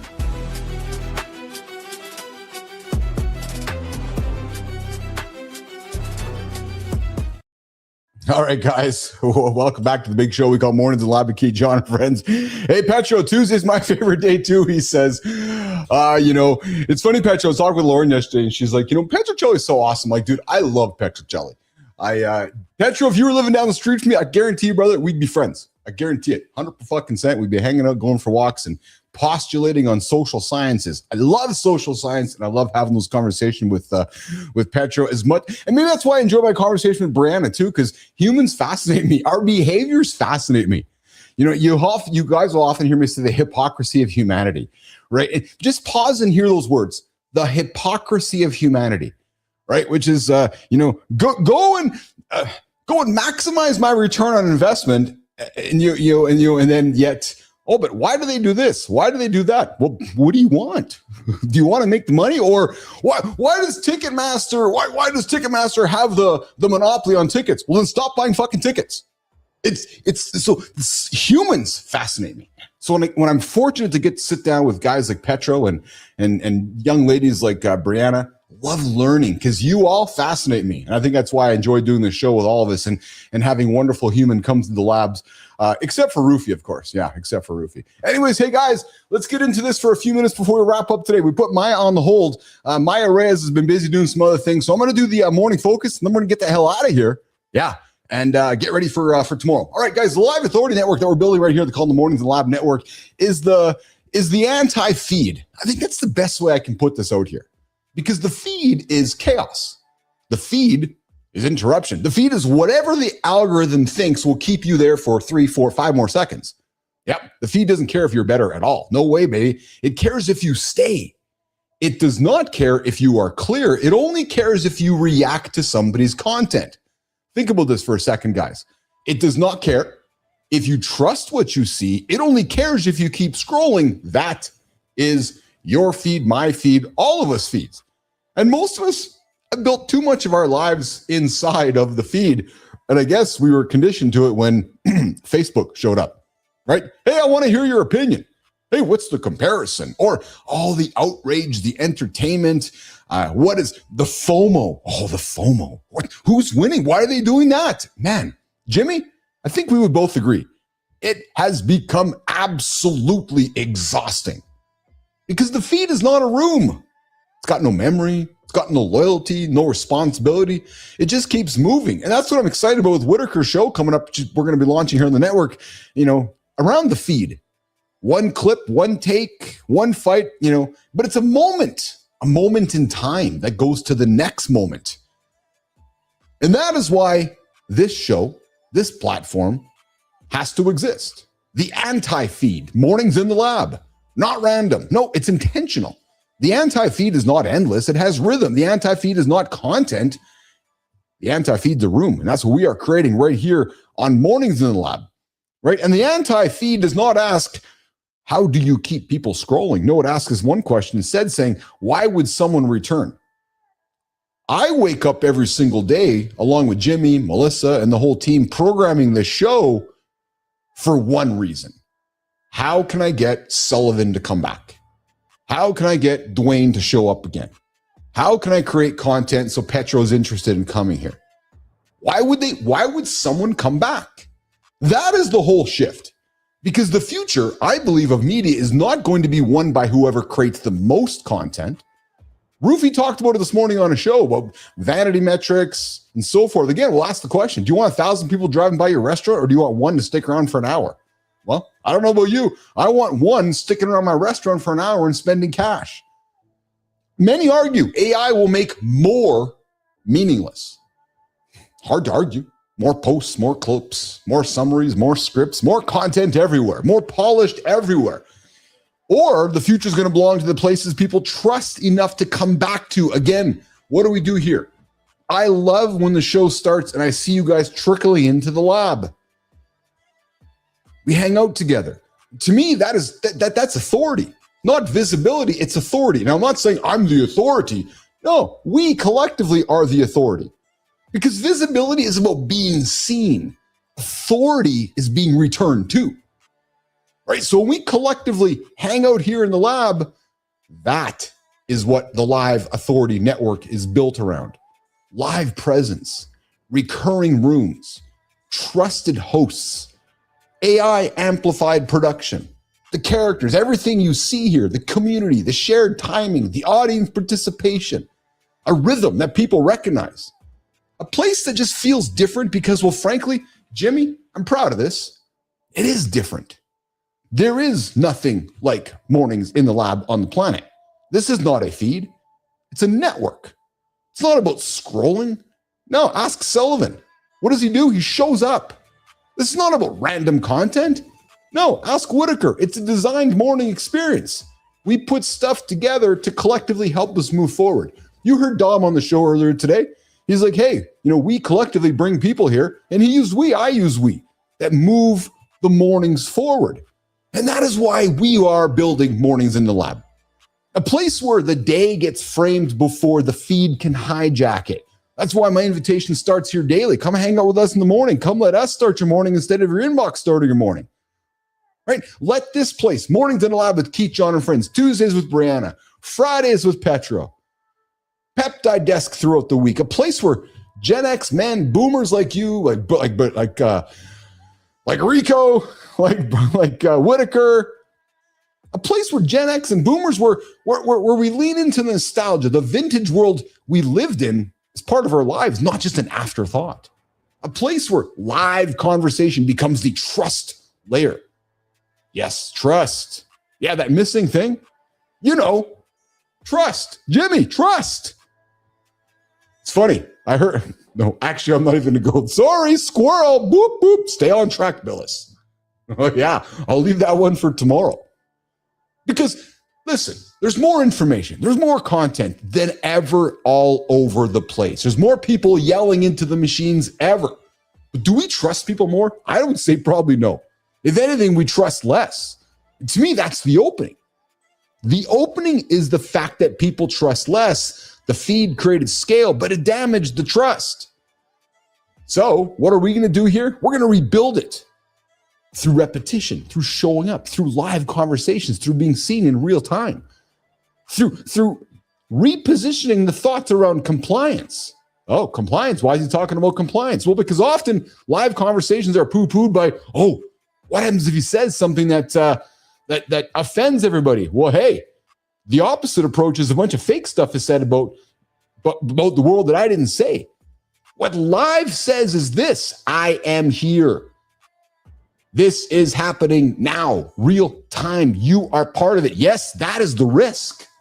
That is the energy. That is the moment. That's actually called reality.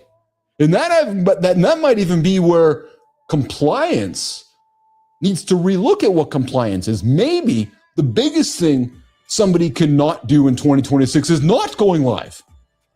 Think about that for a moment, you guys, because the feed can show you what happened. But live, it lets you be there why it happens. Mistakes and all, and that difference matters. Especially in a world where there's so much going on to be generated, edited, filtered, and faked. The more synthetic the internet becomes, the more valuable this real-time connection becomes. And the more infinite content is created, the more valuable that these trusted rooms become together. So guys, what we are creating together is the anti-feed. Yeah, that we call Mornings in the Lab with Keith, Jon, and friends. Because we're building it on the opposite bet. The bet that people are tired of being pulled apart. The bet that men, women, brothers, and sisters still want places to gather to start their day. The bet that morning is still the most powerful place to build Jimmy, there's that H word, habit. No, maybe it's a good thing. The bet that live presence, that live conversation will matter more to you, not less. And the bet that the trust, it's going to beat the output. I don't know about you guys, but that's the future I see, and that's the future that I am building towards. Not another feed, a room, a habit, a ritual, a network, a space, a place where people come back to because it gives them something that the feed, that all those podcasts and recorded content never will. A sense that you, Petro, you, Sullivan, you, Roofy, you, Good Time, a sense that you're actually here live with us and that you belong here in the lab.